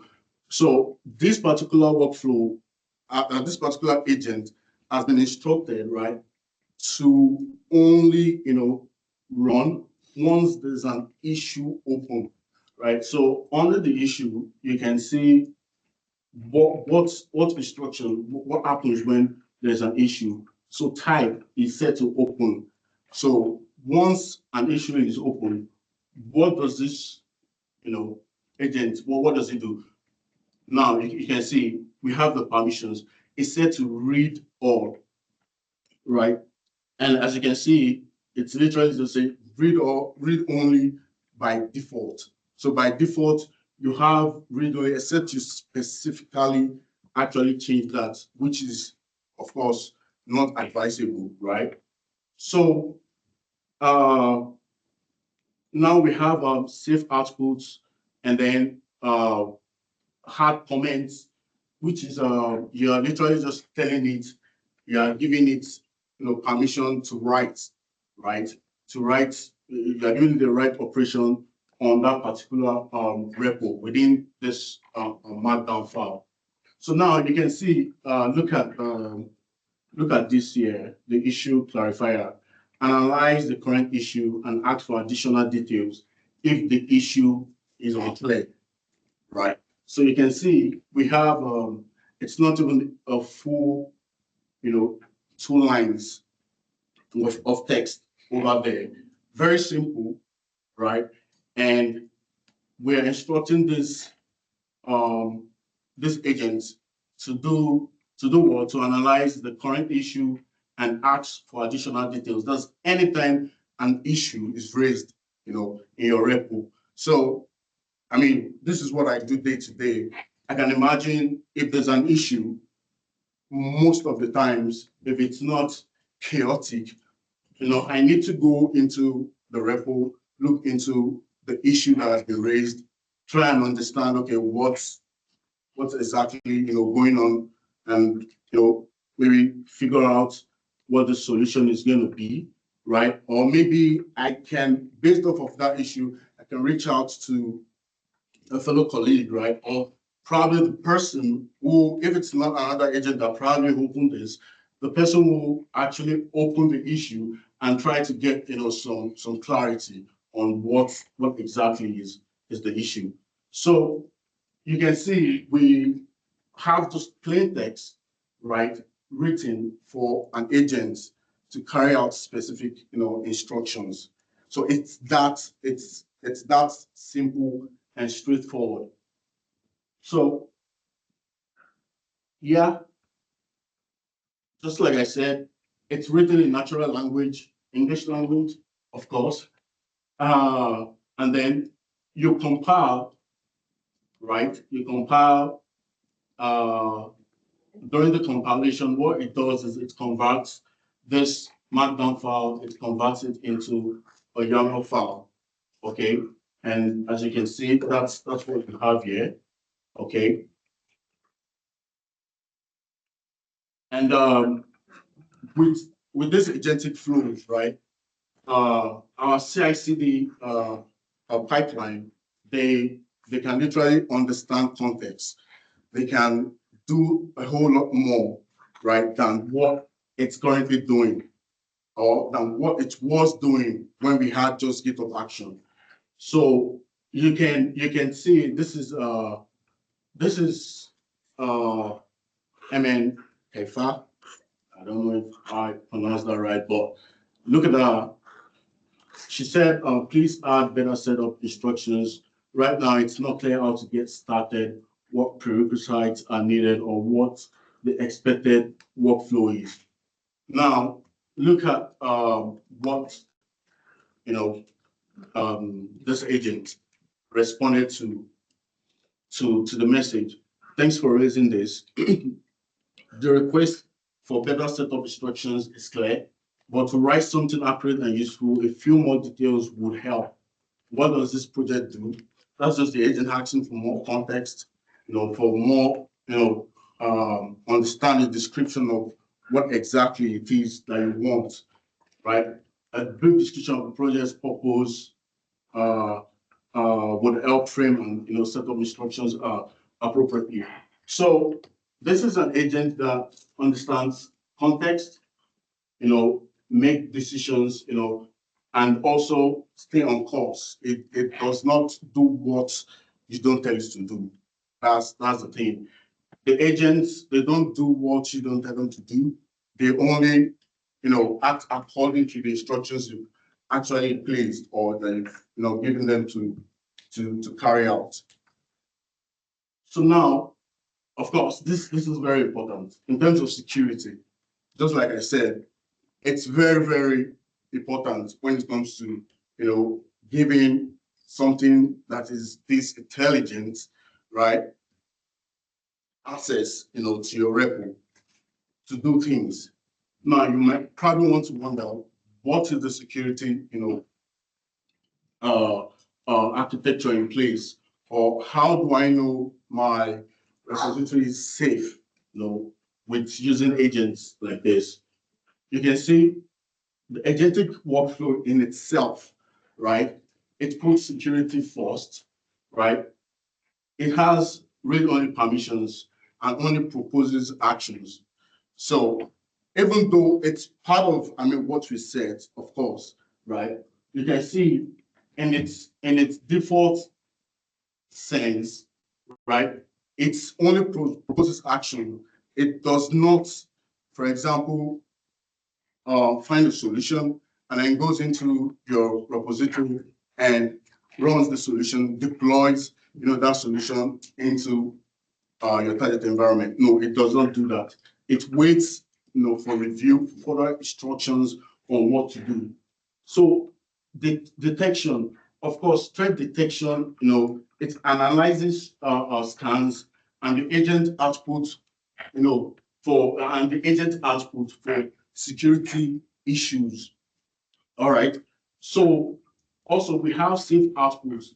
It runs proposed actions in isolated containers. So these agents actually, for example, if you're building a solution and then you're working with an agent, and of course on our local system, we have the local. You can actually build what you're creating and visualize it on your local, browser to see the agents, right? These agents, they have, containers within themselves that they can actually visualize those things. And it's part of what is helping the agents to troubleshoot, to see, and for you to also view in real time what is going on, right? So it could be, I need you to change, this particular function on this application. The agent, looks into it, resolves the issue, and then you can run it in the isolated container of that particular agent. So that's the safe. That's the safe output that you see there. So that's that about the security. Now we are talking about, okay. So now for agentic workflows, right?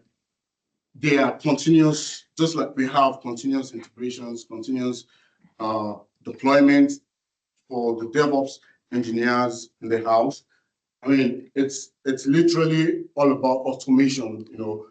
I want to automate this process. It's a repeated, process. I want to automate it. Just go ahead. Once there's a push to this repository, build, test. You already have couple of codes that are in place that test the your codes, right? And then deploys to the target environment. So now we have a continuous AI, right, which is actually very reactive. That is why it's very, very important, right? AI is GitHub agentic workflow. It's quite important for our workflows in the sense that it is very, very reactive, right?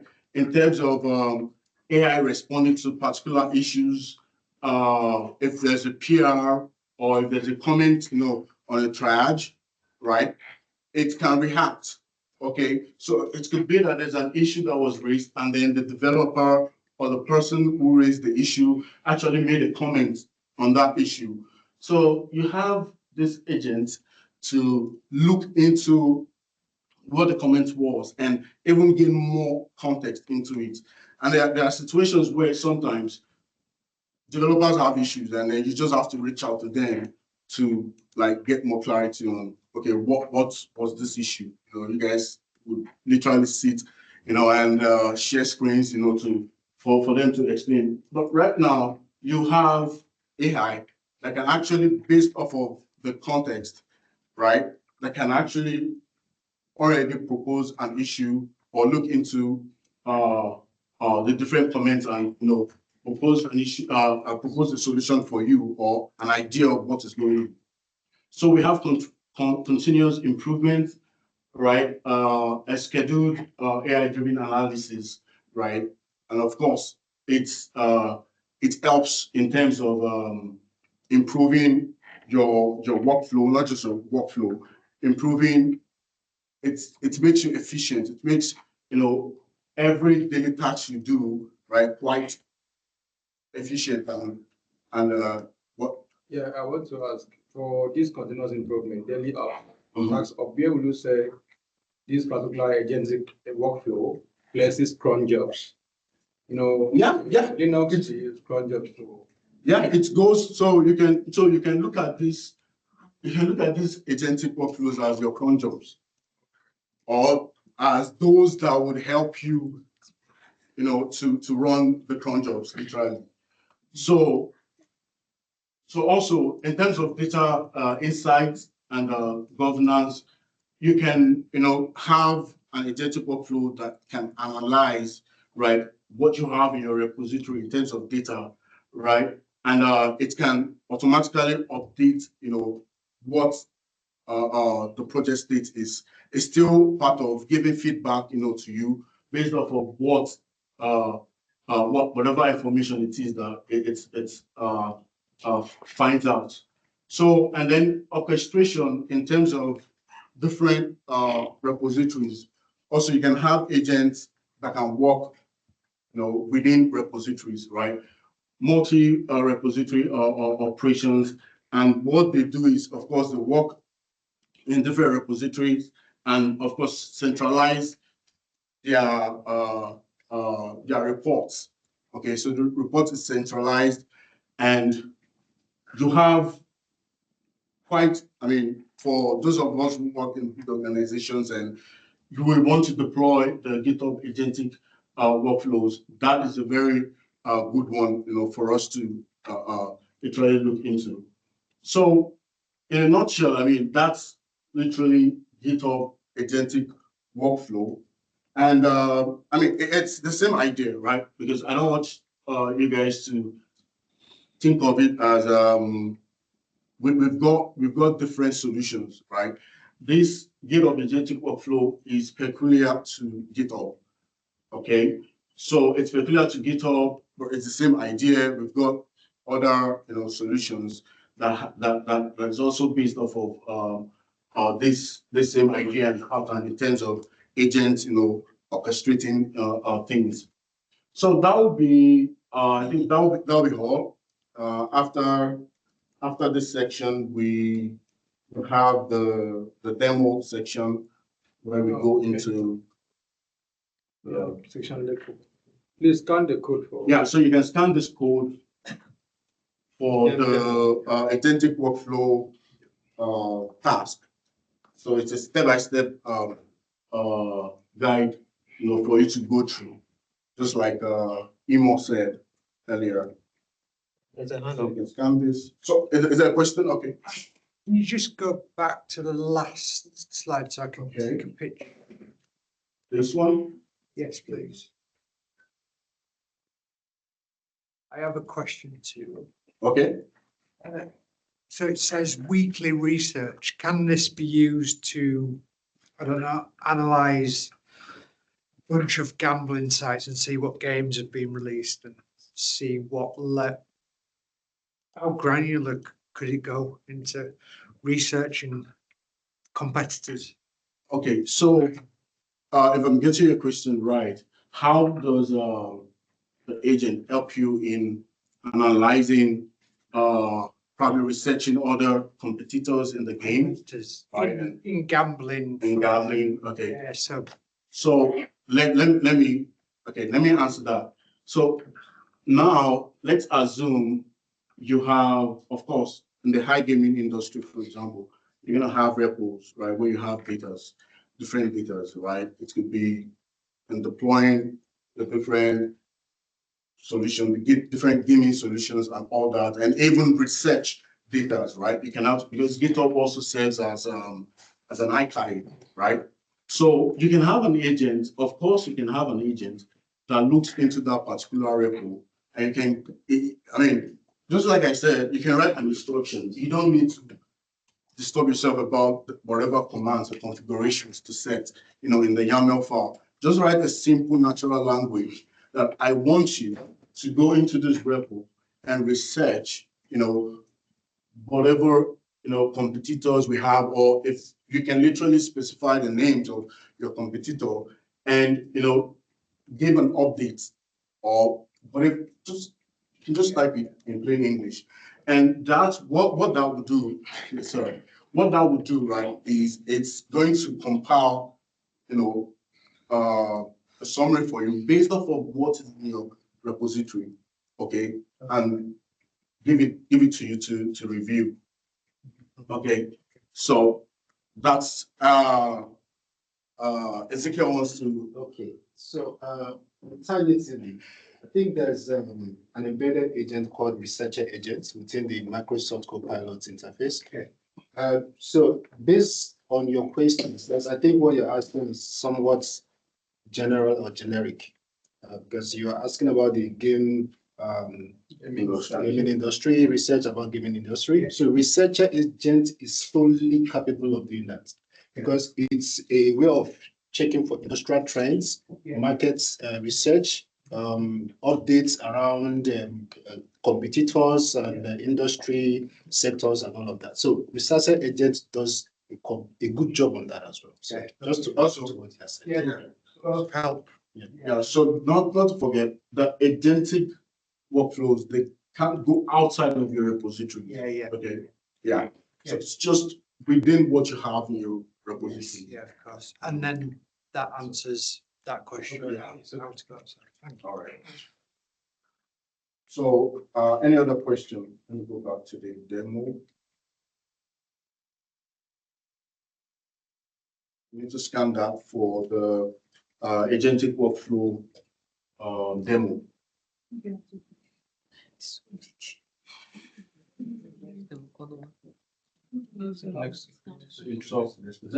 Next slide. Okay, yeah. Apex. Okay. Please, while filling this, put in the community, they ask you. Malta Microsoft AI user group is the community.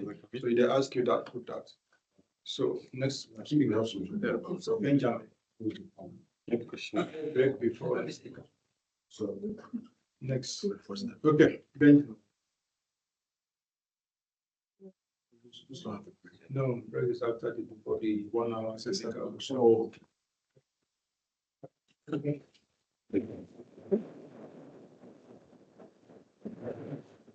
Hello everyone, good evening. My name is Benjamin Musari, and then I am an AI engineer. So no worries, after this session, we still have like 5 more sessions to go. Just kidding. This is the last session actually. No, technical workshop. Yeah, we have the technical workshop after this, but in terms of the explanations and all of that, this is the last session. And I'll be taking you on GitHub Copilot CLI, your terminal. So just a quick question. How many of us still use Stack Overflow? Wow, we still use Stack Overflow. That's good. I mean, it saved a lot of lives. It's still saving lives. Right? So we've seen, we've heard different aspects of how you can actually leverage on GitHub Copilot for, code generation. Looking at the aspect of even debugging and so many part of what you can actually leverage on GitHub Copilot for. But beyond that, we have the GitHub Copilot CLI, right? I'm sure. Let me ask again: how many of us use CLI today? Like, aside from your AZ command, logging into Azure, how many of us want to create a folder? We are doing mkdir or touch. Do we still do that? Yeah, we still do that. I do. So with GitHub Copilot CLI today, you're actually able to have an interactive session with Copilot right in your terminal. So either you're running a PowerShell or you're running your GitHub Bash, right? You're able to have an interactive session with GitHub Copilot. And the interesting thing about it is you would see some of the core features. Because of our time, so I'm just going to be really brief around this. So some of the core features around using GitHub Copilot today is the interactive assistant. So the GitHub Copilot CLI has 3 actually. The first one is the interactive experience. You have the headless, and then you also have the server. We'll get there. But when you're using the GitHub Copilot CLI today, you're able to have an interactive assistant where you're able to have that seamless natural language chatting experience.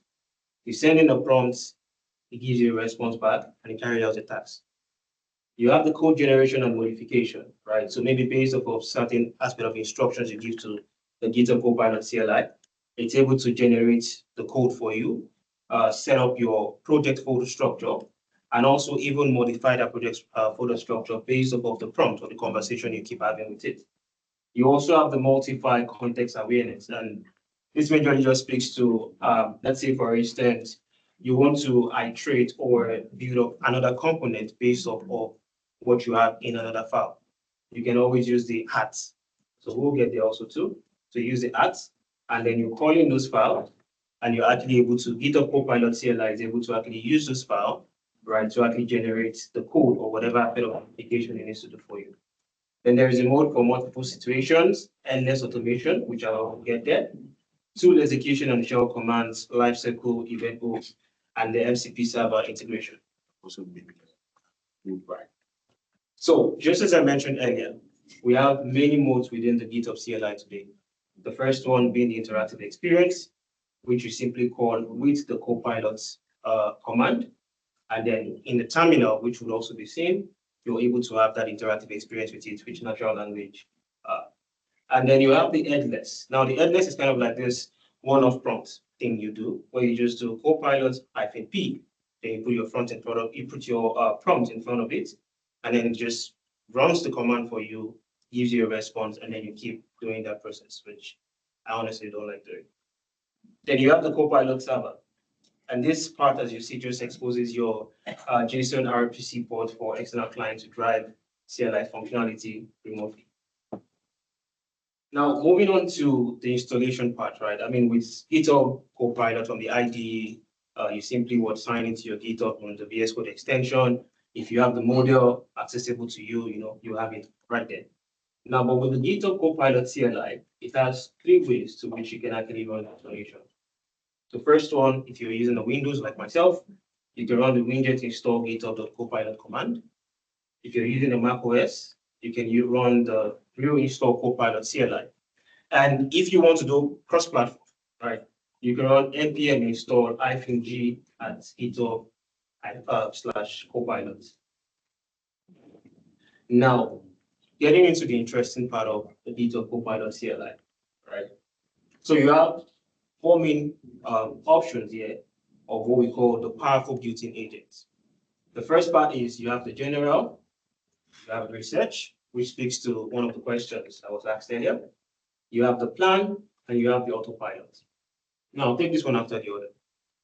The general just majorly focuses on, the aspect of your coding agents. You get into the terminal, you run the Copilot command in the terminal, it brings up the interactive experience for you, and then you start sending in queries or sending in prompts, right? And then it brings the aspect of the response for you. With the research, this part, you're able to do deep investigation into using GitHub search and web sources. For instance, I mean, I really love this part because it helps me ideate a lot. Now, think of, like I said, the question that was asked around the quantitative analysis part. You could also use this, the research agent, to actually address that. Where it's able to do things like SWOT analysis, because it leverages web resources. So it's able to actually see maybe around your domain or specification, which aspect of where do you want to get the information from, or what particular information are you trying to source for. And you could also even use it to actually plan around, because we'll still get there also too. Within the GitHub Copilot CLI, you have like some / commands, and you could use the research agent also to make kind of like first aspect of what I always do when I want to build with the GitHub Copilot is that I have a markdown instruction file, right? Because it helps me plan how I want to build that solution. What do I want to do? What is the problem statement, right? What do I want to achieve in terms of what resources or technology stack do I want to use? What exactly are my expected outcomes in terms of the functional requirement of the solution, right? And what exactly do I want to see as a finished solution? So in terms of, let's say I'm building a React front-end application, I want to see this component, I want to see pages, I want to see services calling the APIs. At the same time, I want to perhaps see in the backend, in my maybe Python fast API backend, I want to see things like model schemas. I want to see, whatever services that I need to also call to or some certain functions. You can use all of that leveraging the GitHub Copilot CLI directly from the terminal. And like I said, the plan is one very important aspect and very useful tool within the GitHub Copilot CLI, because you could think of it from an aspect where you plan, you delegate, and you review. So plan, of course, like I said, you create the full implementation plan of how you want the agent to carry out the instruction, or carry out the programming. Now, from the aspect of delegate, it's where you assign the co-pilot, the co-pilot agent, right, or the agent itself, to actually carry out the task. And then you have the review, which is also able to review that particular aspect of the task. And then you have the autopilot. If you're a risk taker and you want to give all access to Copilot to run the aspect of the code for you, funny enough, there's a command which I'll also show us. It's called YOLO. You only live once. So if you know you only want to live once with Copilot, where it's able to delete a file, it's able to delete the file, and it's able to even do some aspect of PR push. You can also use the part of autopilot. And of course, there are some personalized custom agents that is available for us also to which we can also do. And that is just to create an, as you will see, agent on MD file in the GitHub agents, which is that to get started. And then you set up your different aspect of specifications around your name, description, tools, MCP servers, infra, and the likes. So aside from running agents within the GitHub Copilot here, that you also have things called sub-agents. Now, most of us, when building solutions or when we give agent prompts, we simply tell it to debug, do this, do that, and we expect it to carry out all of those tasks, right? I'll give an example of a life story. Growing up, my mom would say, for us Nigerians, we definitely understand this better. Go to the market, get this, and list about 7, 8 items. Just so I don't forget, I keep repeating it. I keep repeating it in my head. But trust me, before I get to that place, I will have forgotten it. So that's the same thing when we build with agents. So you have what we call sub-agent that will help you. It's kind of like a part of the larger AI workforce, right? That should actually help you break down those particular tasks into specified aspect of what you want it to do for you. And that is also things that you would also be able to see in the GitHub Copilot CLI, where you're able to have built-in tasks to delegate to specialized AI agents. You're able to explore in the sense that you have fast code-based exploration. You want to know what exactly is this file speaking to.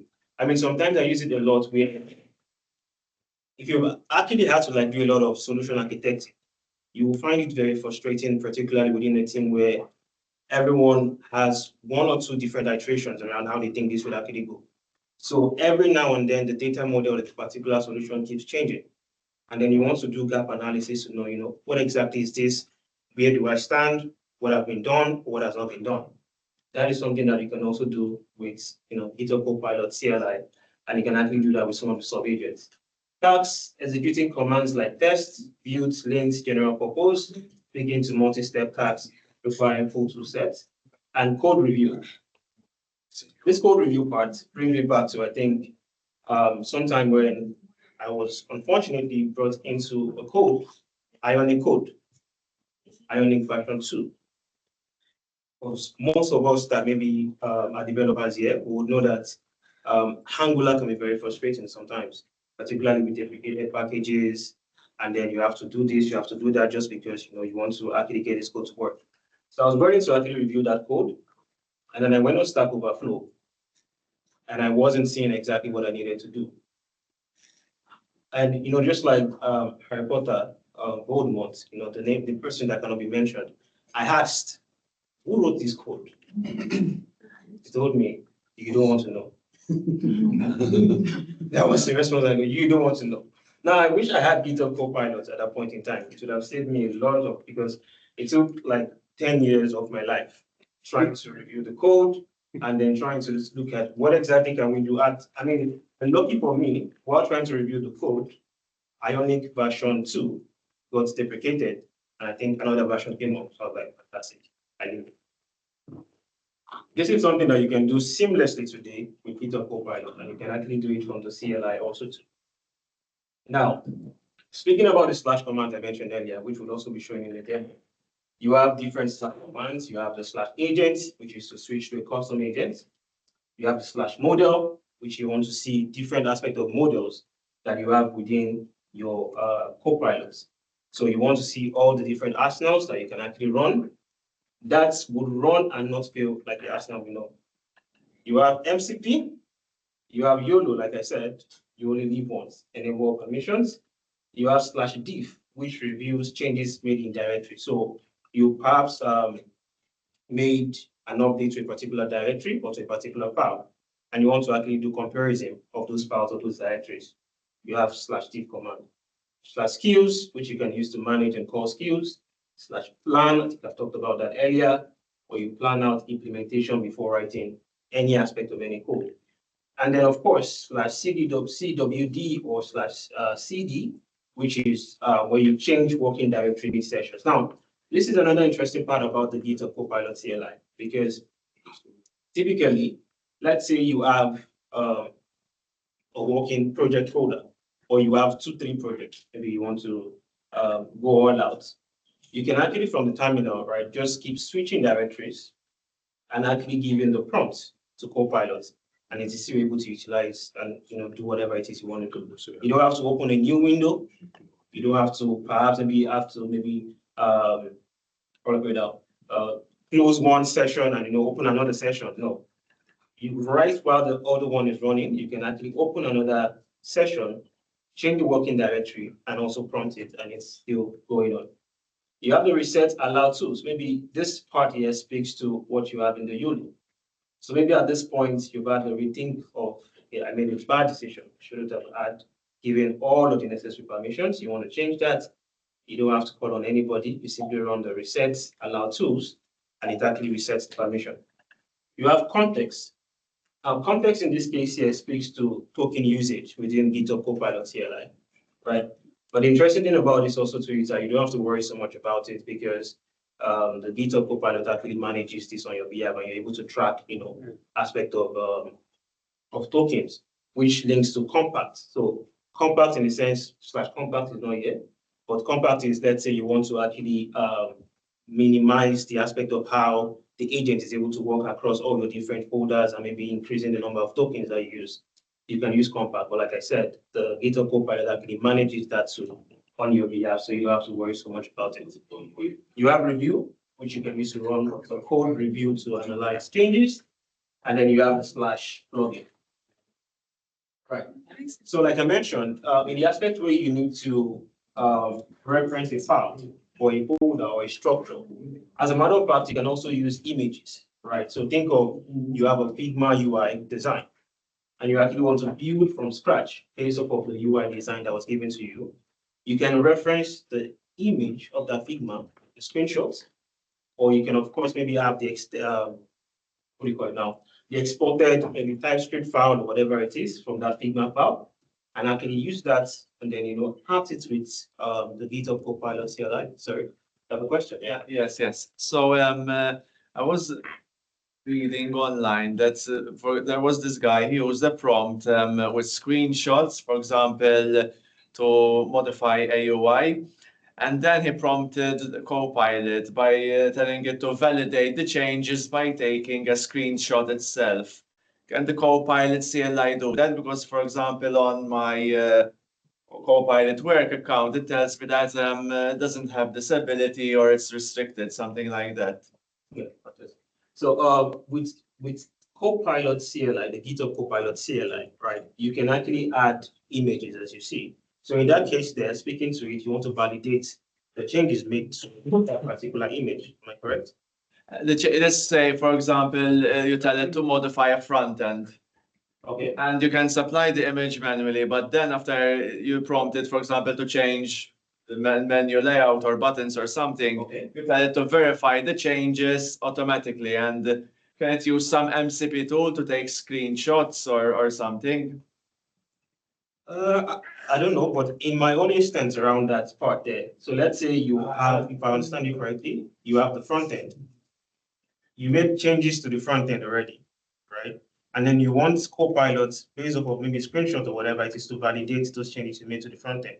No, you tell Copilot, please change the front end to from green to blue, for example, and then tell it, please check that your changes have been applied correctly with a screenshot. Oh, will it be generating an image for you? No. Or modifying something on the UI, maybe adding a search bar, adding new buttons. Yeah, so what it can do for you is after it makes those changes, of course, right? It gives you an output of those changes. Now, generating an image for those changes, actually, it can't do that at the moment. But however, I mean, that's where the human review comes in. But I think you want to still. Yeah, so John Low, if it's an organizational account, like from the GitHub settings, enterprise settings, company has the right to restrict such.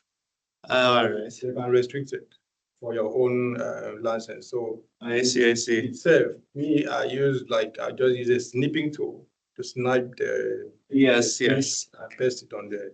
But what if I'm saying is that it is on a user, let's say if it is on a personal laptop. Let's say it is running on a personal laptop, and I'm doing a hobby website or something, and I would like to validate or compare changes, for example, between can then GitHub Copilot take a screenshot of my machine of my desktop automatically? Can it do that? Maybe it's a feature that may come in time to come. I don't know yet. For now, I haven't tried it. For now, yeah. For now, it's kind Let's be on the lookout for a new feature. That now, may yeah, do that. All right. So yeah, and aside from like I said, maybe you could also do dragging and dropping also right from the CLI. I think Claude can do that. Now you have built-in tools via MCP servers, right? So this case here just speaks to things like after GitHub, Edge, web fetch, bash, and also you have the /mcp command, which when you put the /mcp command, you can also put in either you have like a URL to a particular MCP, or you actually want to create your own MCP also to and call that aspect there. Now, skills and plugins, I think I've talked about it also too earlier. And this part majorly speaks to how you're able to use reusable procedures to extend what your agent will be able to actually do.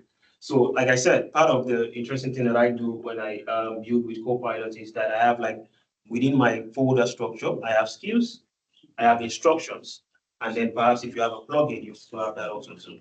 And you can also call or reference each of those ones. Or in this case, as you see, you can also add new skills with the /skills command. And you can also add plugins also to with the /plugin command.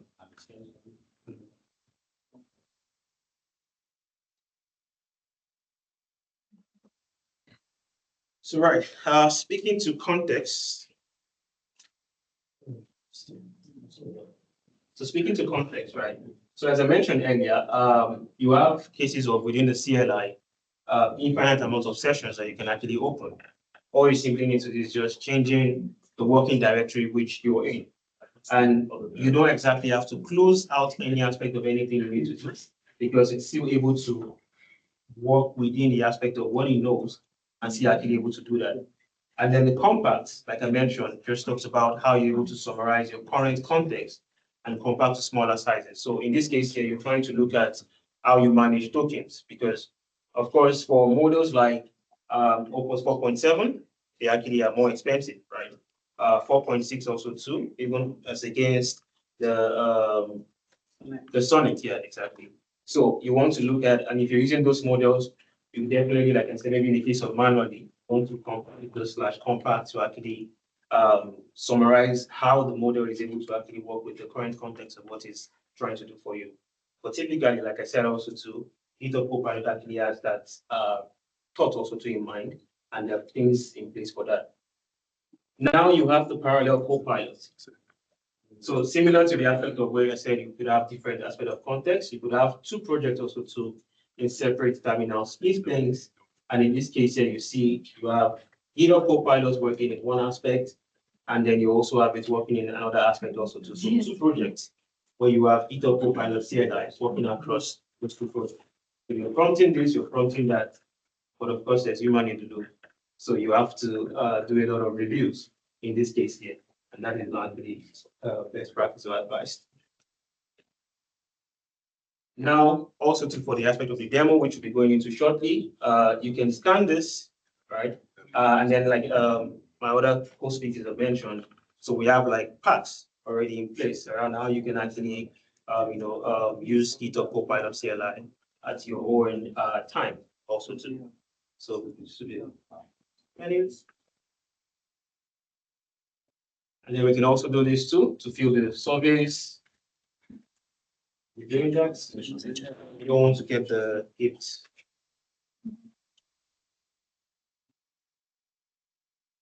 Switch this.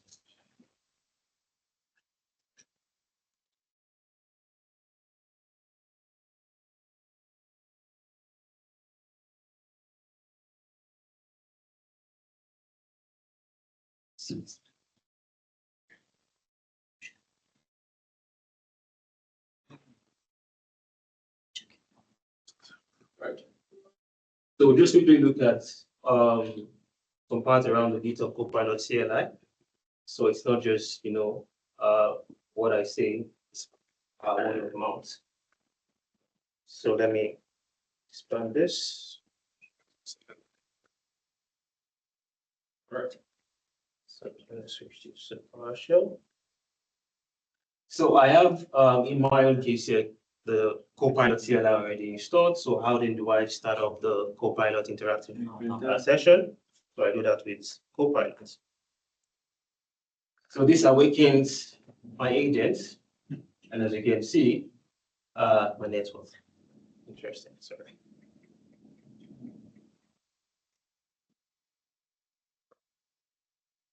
So just a minute, my network.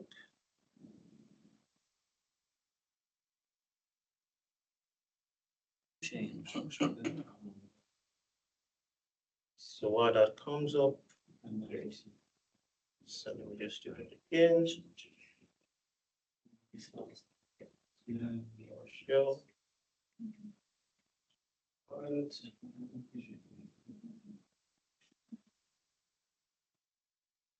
so once we run the Copilot, the GitHub Copilot CLI comes up, right? So at this point, I'm actually working in my local. And I mean, like we said, we have several slash commands that we can actually use in this case here. So just with the slash, you will see what you can actually do. The add hyphen directory, the slash agent to browse through all the different available agents you have, the slash allow all, which is a YOLO command. YOLO, you can see, allow all. Then you also have different parts like the ask, the change log, the clear, the plan. Now, if you notice something that I did here, which is what I mentioned earlier. So I have the Copilot instructions here. So what I did here is that I want to actually build a chess academy, right, from scratch. So I gave it a set of instructions here to define my project overview, to look at my repo structure, which I want as a Vite and React app as a front end, a fast API as the back end, and I want it to actually use this Copilot instructions, right? So this is a dev server, which you should see into the front end, npm install, npm run dev, the build command, and then you have different components of what I want it to do, just speaking to what I talked about earlier. So I said components should live in web, front end SRC components, pages should live in pages, functional component with hooks, start exclusively with Tailwind utility classes, backend with Python and fast API, as well as when you want to run the dev server, this is what you should do with it.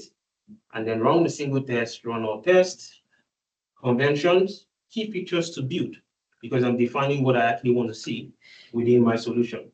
I want the user registration and login. I want the course catalog and lesson pages. I want the student progress tracking. And of course, as you modify the Copilot instructions, or as you do your plan, delegate, and review, it actually needs to build alongside with what you want to do. So let's say I want to use the plan, right? So he asked me for my prompt, right? So what prompt do I want to use? So I can say I want to build a chess academy.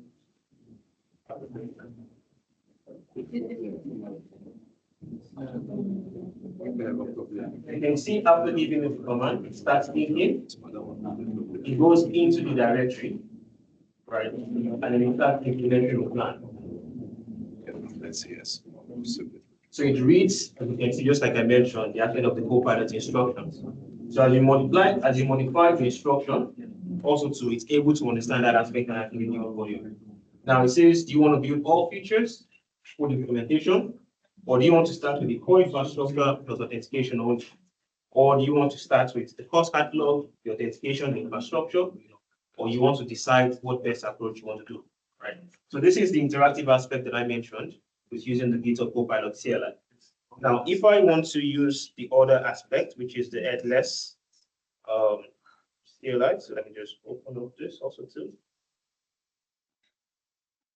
Right. So in this case here, rather than run the Copilot command, this is where I do the -p, and then I give it whatever prompt it is that I want to build. So I can say then that I want to build such as hidden. And with this command, like I said, it's always one-off, right? So unlike the other one where you have an interactive session where it keeps asking you, you want to do this, you want to do that. So when you run this command, picks up on what it wants to do, runs the command, and then you have to keep running the this again and everything. As you can see, okay, yeah, I'll help you build this, blah, blah, blah, does all of that for you. So this, let's see. So it looks into what we found there, tries to do a git init because I actually did not enable the permission. So it tries to do some other aspects based off of, you can see that it's not asking me the questions that I necessarily really need to carry me along on. I mean, that's part of peer programming, right? To carry me along on what exactly it needs to do. But then it just picks up on that command and tries to go ahead with it. Now, there are so many aspects of what you can actually do with the GitHub Copilot CLI. And it's very interesting because, of course, we know that the CLI is actually a very powerful tool for development and some other things also too. And with GitHub Copilot CLI, it takes you having, I mean, I can't mention how many commands that I think I would want to put in my head. Or you want to do ls to list a directory, you want to do mkdir. How many do you want to know? Is there login? But with this, actually, all you simply need to do is just know the / commands, interact with GitHub Copilot CLI, and you can actually have a project built from scratch, or even work with your folder directories to refactor any code, do code debugging, code review, or any aspect of what you want to use within Copilot. So at this point, I'll take questions if there are any. All right, so when we're running this Copilot from the terminal and not from the terminal from the Visual Studio Code, so can we still give these instructions before the agents go ahead and start building from the terminal aside from? Yeah, absolutely. So as a matter of fact, the instructions were actually built by the GitHub Copilot CLI itself. So when I started the project, I said, okay, yeah, let's have an instruction. So it gave me the instruction. It even guided me on the steps to say, because I'm currently working within my local folder, right? So you can also want to call your repository from when you have it hosted. And then it will also guide you on how you want to maybe create the instructions and put that within that particular repository. So all of that is possible. Yeah. And as a matter of, okay, yes, go ahead. So maybe just a continuation on that. Okay. If I am a developer and I'm using Visual Studio or VS Code, what would you say are the primary benefits of using the CLI rather than using the Copilot within VS Code? Chat, yes. Well, honestly, I don't want to sound biased, but I also don't like using it. But like I said, there are so many aspects of the CLI commands that you would want to run that, I mean, you might not exactly, for instance, now, I would say for someone maybe infra-wise, you want to run, you want to build a resource on Azure. And rather than getting to the Azure portal, where you start clicking the resources, getting to the subscription and all of that, you can actually run the command. You can just tell the GitHub Copilot here to actually do that for you. And it will run the AZ, the full aspect of those codes. It's like embedded with the rest of the CLI tools. Exactly, yes. So it runs on that aspect of the PowerShell, the GitHub. You can see I have Bash, I have PowerShell, I can run CMD. As long as I have the GitHub Copilot CLI installed, I can run it anywhere, and then it's able to use the terminal command for me. So it's a really powerful tool. Any other question? When it comes to the CLI, you can, besides the coding aspect, you can also use it with terminal-focused workflows, for example, in system administration, or for example, networking professionals would, Absolutely. or cloud engineers who manage Azure, for example. Yes. This particular free feature of Copilot, the terminal workflow, would be more applicable for them because it has a wider environment that it can interact with, right? Yes, absolutely. So like I said, outside of the aspect of code generation, review, or whatever it is, it still takes on the power of what you would typically do within the terminal, right? So when you actually give it a prompt to say, maybe perhaps you want to look at your IP config or whatever it is there, it's actually able to do that for you and just give you the code as to, okay, this is what you run, or it runs it for you, and you actually get the information from, the response as it returns for you back. Thank you. All right, thank you. Any other question? Just to be clear, I'm not sure I quite got the explanation you said earlier. So the Copilot instructions, right? So you're saying that I can tell it to give me an instruction file, and then after it creates the instruction file, I then come to my terminal and then instruct it to use the instruction file to create something I want to build. Yes, so you can tell it to give you an instruction file, but now you don't need to tell it to use the instruction file because you can actually tell it to do that. But if you look at what it did when I gave it the command, the first thing it did was to first look at the project structure, trying to read through to understand what is the context of which it can work with. And then it found a Copilot instructions file there, which is what it then used to actually generate the aspect of whatever it is that it needs to generate. And I think at this point you can see it's actually done with all the aspect of the generation, which, like I mentioned earlier, it's a one-off thing really, unlike the aspect of the interactive experience where maybe you want to do vibe coding, you want to, let's try this, iterate this, let's look at this, let's do that. You can do that with the interactive experience of GitHub Copilot CLI. Okay. So if it was a completely blank project, how does the Copilot instruction MD, how do I create it? I think that's my way. Okay, all right, yeah, sure. So what I'll do here is you can do and then maybe call it the Copilot instructions. So like what I did with it was told it Copilot instructions, MD. So I already have one, sorry. Let me just move outside of the folder and do it.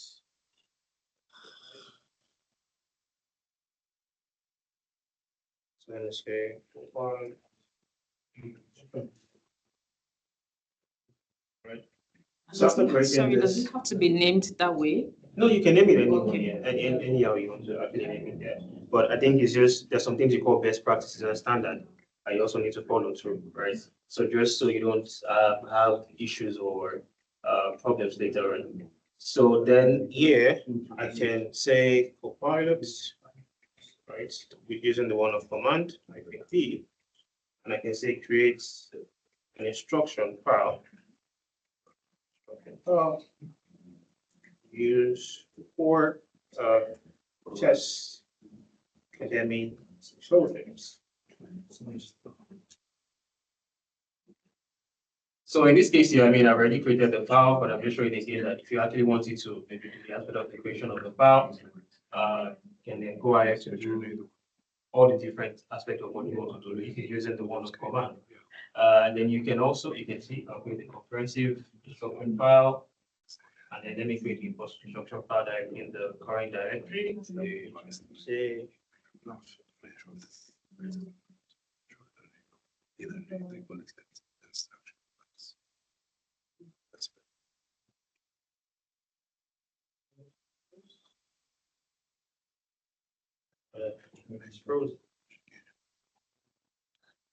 let me just try the interactive site. This.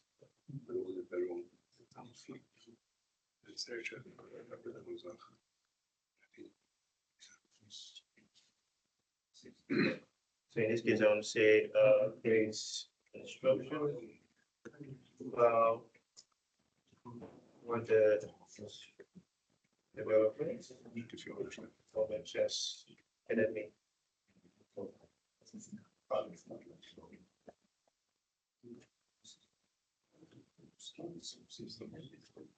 So start running that aspect of what you want, but I'm at least students of planning. There's something here, this, and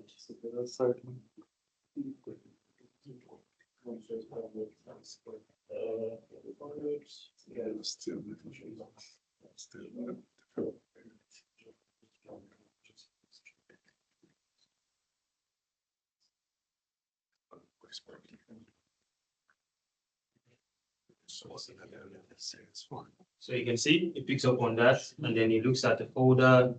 Since it's not in the working directory, it tries to ask questions. And then it says, let me create this file now. And then it starts working on that. And once it's done, you'll see the outputs from that aspect. So it's just a simple, easy process to do that. Okay.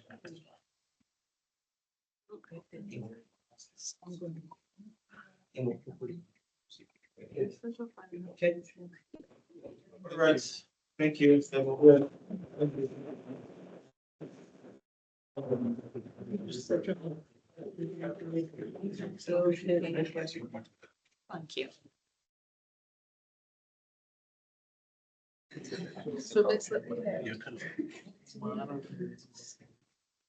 Maybe because of our time. So there's a workshop is supposed to cover, but time is fast spent. We are going to quickly provide a workshop for the workshop, and then you can do them at your own pace. It's a step-by-step workflow for you to just follow through. There's instruction, everything is there. So by scanning the code, we're going to take you straight to the workshop page. Please bookmark. And we really, really much appreciate you if you can contribute to our community GitHub. If you're a developer and you feel that what you know, others should know, and you want to give back to the community, feel free to clone our repository, contribute. We are going to receive your pull request and we put it and make it to our own repo. From there, you are building impact, you are creating impact. Okay, go ahead. Can we send these workshops to colleagues and friends? Sure, Yeah. sure. Send to the colleagues, and then also once you send to your colleague, we are going to provide a link to our GitHub repository where they can keep their progress of work, and then we track it. And there might be prizes that we give out just to the best people. So now we also value feedback. Feedback is important to us, and feedback is part of what we form our growth in Malta. So scan this form and give us feedback. This is we really will appreciate that.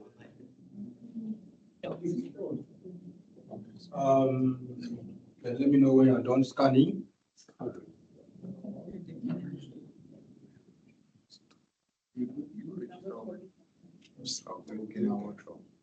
Apologies, we have a lot of scan barcode to scan. So then a WhatsApp group where we share curated content, and you will also have the opportunity to ask questions if you need clarification on some of the tech stacks, or maybe particularly the AI. And this is where you can get some of those help. So we also have a meetup page, which is the ultimate place that we announce our events, upcoming events. So if you are not there yet, please scan to join. And finally, the recording of this event is going to be on our YouTube channel. And if you want to watch the recap, you can subscribe to our YouTube channel, and then you can follow along. I think that is that for now. And we will just spend this time till 10 p.m. if you want to stay till 10 p.m. because the event, this section actually closes officially at 10. So we use this time to network outside, take tea, coffee. If you have questions, bring it up. We are going to answer till let's get to know each everyone. And for those of us who joined us before after the community was introduced. This community is known as the Microsoft AI, Malta Microsoft AI User Group. And what we do is basically transitioning knowledge, sharing knowledge, free of charge. There are no hidden charges.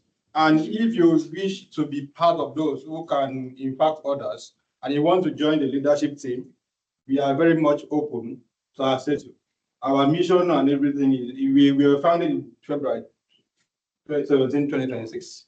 We are still very much new and we are growing. So our vision and mission are here. We can make this slide available. Maybe we can email it to you if you want to learn more. And we also, what we do is to learn, build, share, and connect with one another. And this is our focus. Yes, and everything. So these are the current leaders. Like I mentioned before, leaders are not limited to blacks. White, it is not a black community. White are welcome. Please subscribe to being among them. Then we have our go-to people, the developer relations. So those who interact directly with the developers. And we really want you as a Maltese in this room, bring the local Maltese. We want them here. We want them to join us. The essence of this group is to impact the Maltese. Those who are here, the students, community, if you know them, tell them about this community. And so our meetup page, LinkedIn page, connect with us. We have Instagram. We have you can scan this code to follow our GitHub. Right, I think so. That's all for now. Thank you for your time. You have a lovely evening.